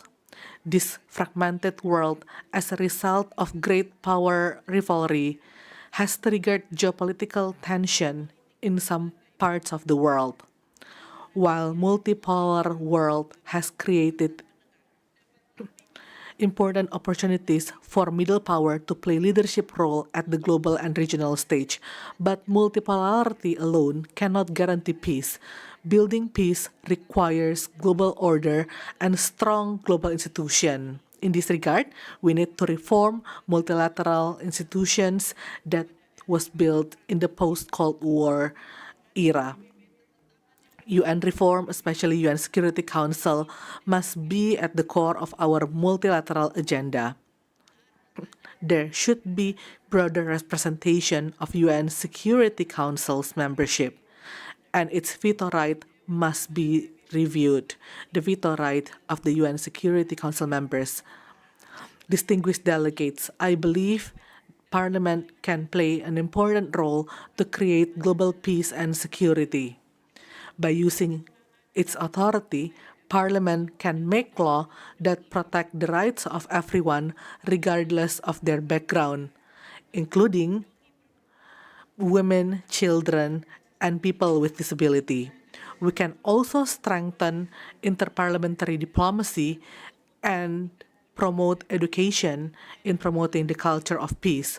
Parliaments of IPU members should redouble our commitments to reject violence and build peace-loving society. From this room, we should send clear message to the international community that enough is enough. Never again use force in resolving dispute. I believe that networks of parliaments can help add value for building trust, cooperation, and more understanding among nations. Finally, I encourage all of us to bring home our positive deliberation here in Geneva to the parliaments of our respective countries. In these challenging times, each of us, parliamentarians, should have a part to play to build peace. Therefore, let us work together to never give up pushing for peace for the people that we represent. Thank you. Speaker. Now we will listen to Ghana. Right Honorable Speaker Bagbin will be followed up by Cote d'Ivoire, Serbia. Oh, will we still have light? No, we will not have time. So we will end up with Cote d'Ivoire. So Ghana and Cote d'Ivoire. Thank you so much. On behalf of the delegation from Ghana, I bring you all warm greetings. I would love, on behalf of the delegation, our beloved Chairperson, Secretary General, colleagues, speakers, distinguished members of Parliament, the theme of this conference, parliamentary diplomacy, building bridges for peace and understanding, emphasizes the crucial role that legislative bodies currently play or can play in shaping international relations and promoting stability. Parliaments serve as a valid platform for diverse voices to converge, discuss policies, advocate for constituents, and uphold shared values. By extending these deliberations onto the global stage, parliamentary diplomacy enriches diplomatic discourse with democratic legitimacy and grassroots representation. Honorable members, in order for parliamentary diplomacy to successfully achieve its goals, it is important to strike a balance between reality and perception. It should be firm in upholding universal values and principles, while also respecting the rules and norms that shape not only the international system, but also the various cultures and values that make up our diverse world.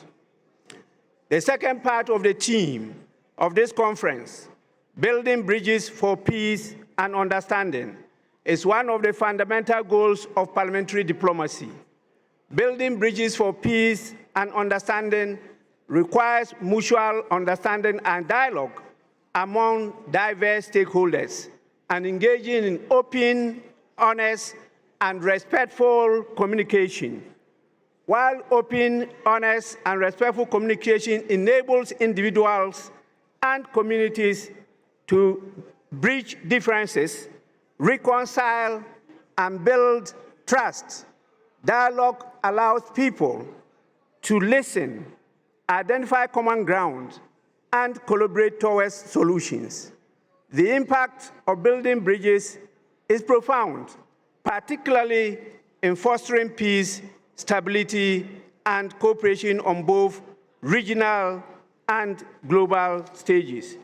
It is with this that I want to urge all parliaments to focus on the establishment of parliamentary friendship groups or associations.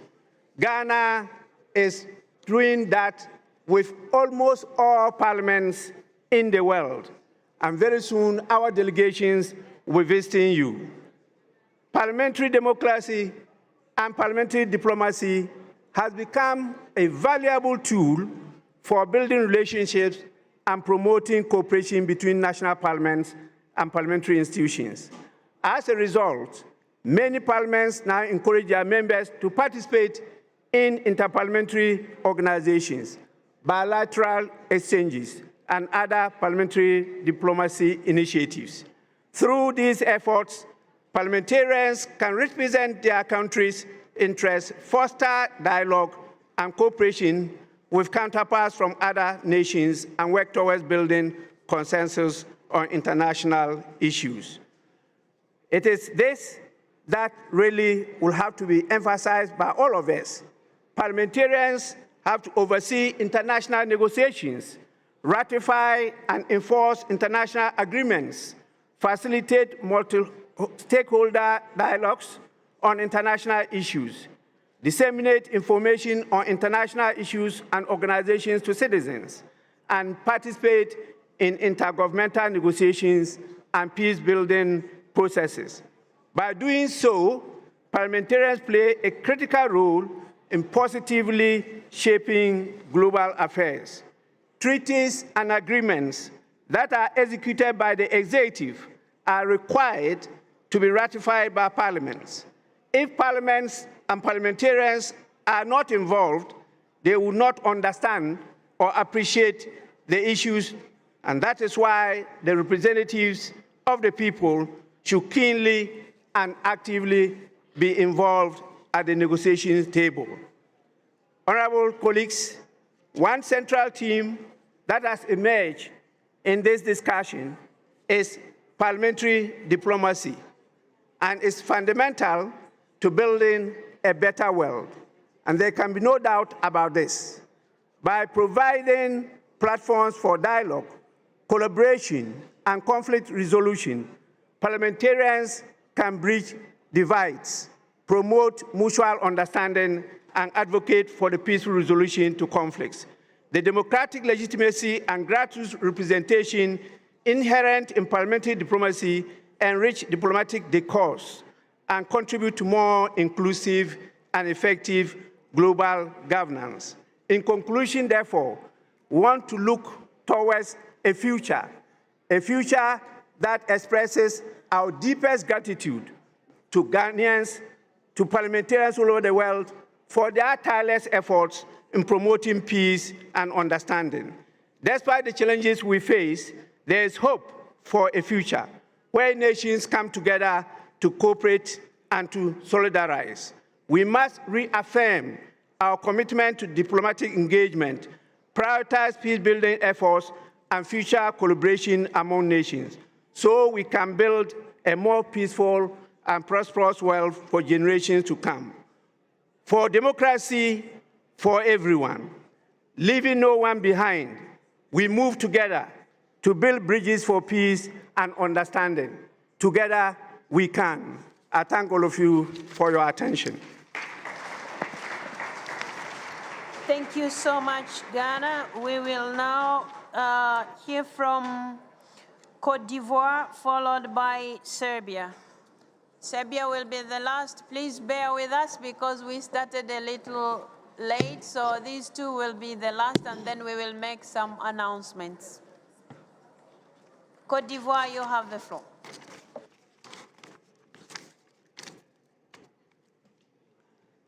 Excellence. Your Excellency, Madam President, ladies and gentlemen, speakers of parliaments, Mr. Secretary General, fellow parliamentarians, guests. I would first of all, to congratulate you, Madam President, on your election to the presidency of our illustrious organization. I would also like to express my gratitude to the Secretary General for everything he and his team have done to organize this 148th Assembly in our wonderful host country.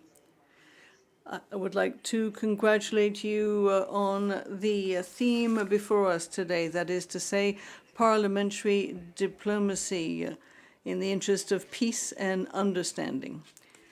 Ladies and gentlemen, colleagues, this theme for our 148th Assembly provides us with our parliamentary community with a good opportunity. We are in a position to advocate dispute settlement through dialogue and to find ways of working together towards cooperation in the interests of democracy, peace, and understanding. It is true that diplomacy is no longer a matter for the executive branch of government. Parliaments also have a role to play here, not in order to replace traditional diplomats, but rather to support or strengthen the executive. Yes, indeed, parliamentary diplomacy is a people's diplomacy. It is indeed, as has been said by a former president of the IPU, parliamentary diplomacy is direct diplomacy, which can help promote the interests of states and people. We, as the people's representatives, have a legitimacy, and we are able, through our actions, to prevent war and crisis and to promote peace. We can do our best to ensure that we have cultures of political and religious tolerance, as well as poverty mitigation through economic cooperation. Colleagues, ladies and gentlemen, we have a significant tool available to us.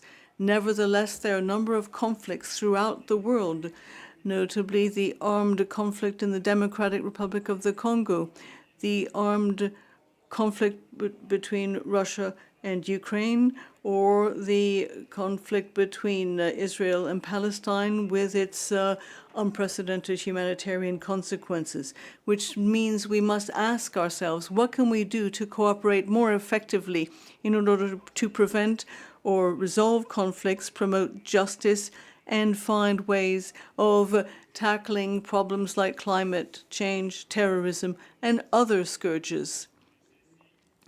These are all problems that require concerted actions. We must ensure that our parliamentary institutions work together. We need to find many different forms of parliamentary cooperation, including multilateral cooperation, such as what we have here.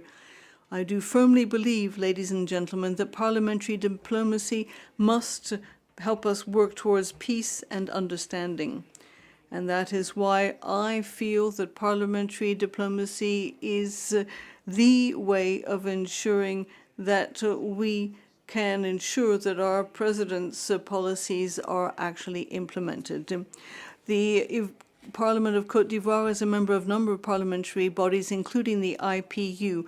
We have regularly participated in the IPU's assemblies in order to ensure that we can make our contribution to ensure that parliaments build stronger ties among each other. We have worked in favor of parliamentary diplomacy, notably by Abidjan's hosting the recent conference of the regional parliamentary bodies of French-speaking Africa. We've also hosted the Union of Parliamentary Representatives of the Islamic Parliamentary Organization.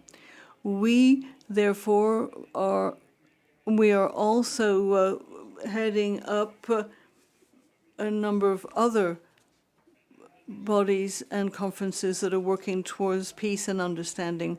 Ladies and gentlemen, I firmly believe in parliamentary diplomacy, and I feel that we have the opportunity to play a positive role when it comes to international relations, and we have to find ways of ensuring that we do ever more. And that is why I would like to make an appeal. This 148th Assembly must be the starting point for specific actions leading to tangible results.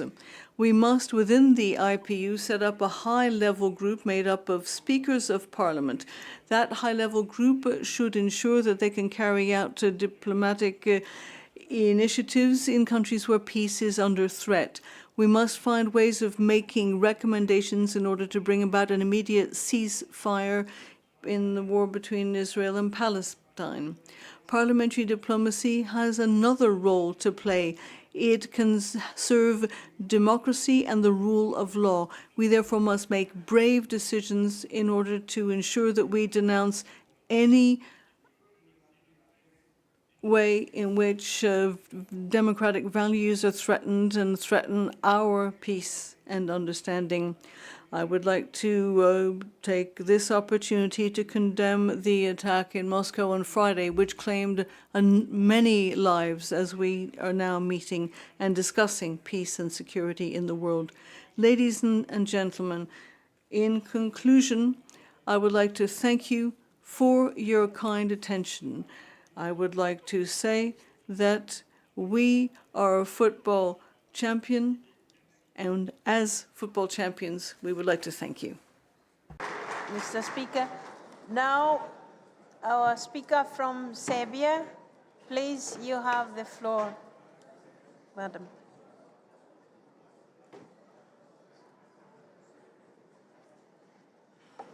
Thank you very much. Honorable Madam President, dear colleagues, ladies and gentlemen.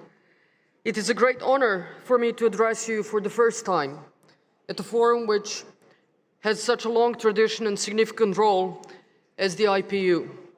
Until recently, I served 3 terms as the Prime Minister of the Republic of Serbia, and I fully intend to put all of my skills and experience at work to enhance and further strengthen parliamentary democracy worldwide and nurture the values that this organization has cherished for the last 135 years.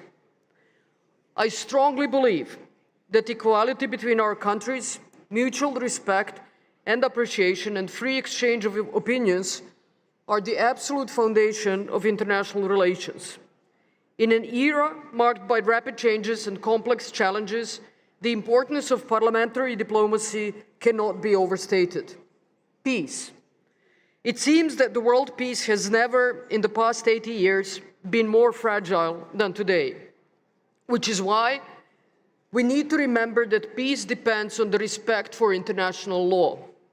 In the absence of that respect, those with more military might or those that have less to lose prevail, leading the world to perpetual wars, loss of lives, and instability. More or less something that we are increasingly witnessing today. Thus, as we gather here, I'm compelled to address a matter of profound significance that not only deeply impacted my nation, but also tested the very fabric of international law and the foundational principles that govern our collective coexistence. I refer to the NATO aggression against the Federal Republic of Yugoslavia, which commenced on this day, 24th of March, 25 years ago in 1999. This event stands as a stark example of direct violation of fundamental principles and rules of international law, including the Charter of the United Nations and all other imperative norms that prohibit the use of force. This act of aggression against a sovereign country, which did not as much as put a foot on another country's territory, acknowledged even by NATO and its member states as illegal under international law, yet paradoxically deemed legitimate, was one of the most critical moments in recent history where the established norms of international conduct were openly breached. The arbitrary use of armed force without the explicit approval from the UN Security Council, except under strictly defined conditions of self-defense, which wasn't the case, is unequivocally prohibited. Actions taken by NATO against Federal Republic of Yugoslavia created a dangerous precedent that still threatens the very order established by the UN Charter. At the turn of the century, the unlawful NATO aggression, which inflicted immense suffering and devastation upon my country, resulted in subsequent unilateral declaration of independence by Pristina in 2008, thus representing a further violation of international norms, UN Charter, and the UN Security Council Resolution 1244. It is important to stress today that these events represent the opening of Pandora's box, unleashing far-reaching repercussions felt way beyond our borders for years and decades to follow. Without any doubt, today, we witness the ripple effects of those disastrous events unfolding nowadays across Europe and beyond. Today, as tensions escalate and the specter of global conflict looms, it is imperative that we learn from history and redouble our efforts to prevent such catastrophic outcomes. Everyone across the world, regardless of their size and might, must steadfastly uphold the principles of international law, respecting, under any and all circumstances, sovereignty and territorial integrity of internationally recognized countries, members of the United Nations, as a fundamental principle of international law, fostering dialogue and cooperation as the only pathway to sustainable peace and security. Regardless of international presence, the UN Security Council Resolution 1244, Serbs in Kosovo and Metohija endure dire conditions. Over the past year, 13% of the Serbian population has been forced to flee from Kosovo and Metohija. Through the lens of this somber reflection, we are reminded of the paramount importance of parliamentary diplomacy in addressing, resolving, and most crucially, preventing such breaches of international peace and security. Parliamentary diplomacy embodies the potential to build bridges where walls might otherwise stand.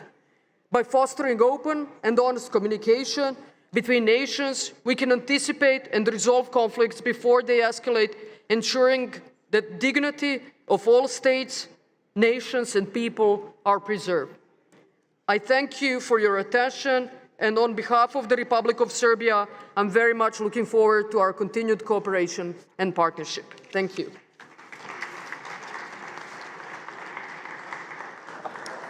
Thank you so much, Serbia, for that speech, and thank you everybody who has already taken the floor and some of you who will be taking the floor in the coming sessions. So I would let the Secretary General announce the quorum, and then I'll come to you with the final announcement. Secretary General? Thank you, Madam President. The quorum for the Assembly, according to the rules, is established in taking into account the number of delegations that have registered and have picked up their badges here. My colleagues of the Secretariat have confirmed that 137 delegations have checked in here at the International Conference Center in Geneva. And so on the basis of that number, the quorum for the Assembly will be 69 delegations. So you need 69 delegations in this room each time the Assembly is called on to take a decision between now and the end of the Assembly on the 27th. Thank you.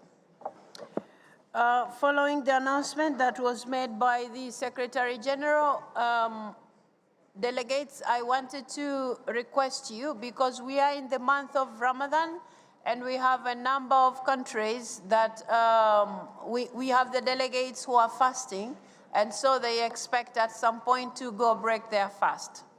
Now, you will remember in the morning when we were announcing the program of the day, we mentioned the fact that we will be considering the emergency items in the afternoon at 17 hours.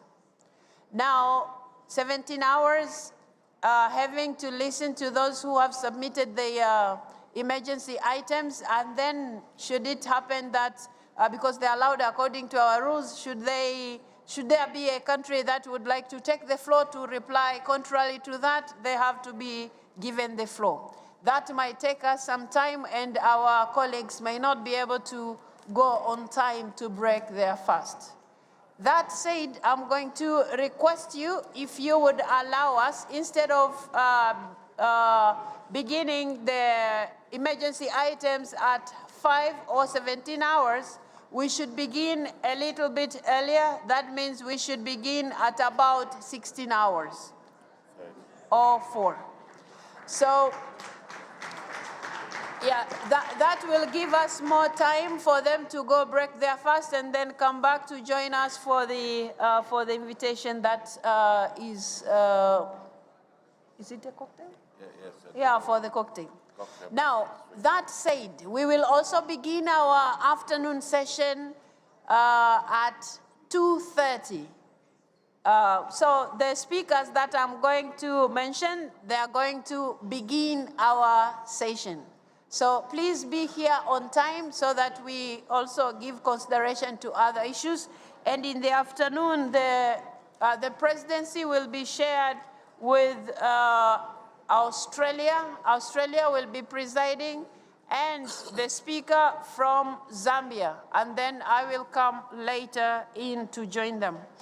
That said, we had, I now call the speakers who will be beginning when we resume at 2:30, effectively. So we have the speaker from Turkmenistan, we have the speaker from Djibouti, and the speaker from Uzbekistan, and then the other speakers will be called in as the session will be progressing. I take that you have accepted the change of time today so that we take into account our colleagues who are fasting. Have you accepted the change of time? It is so decided. Thank you very much. See you at 2:30.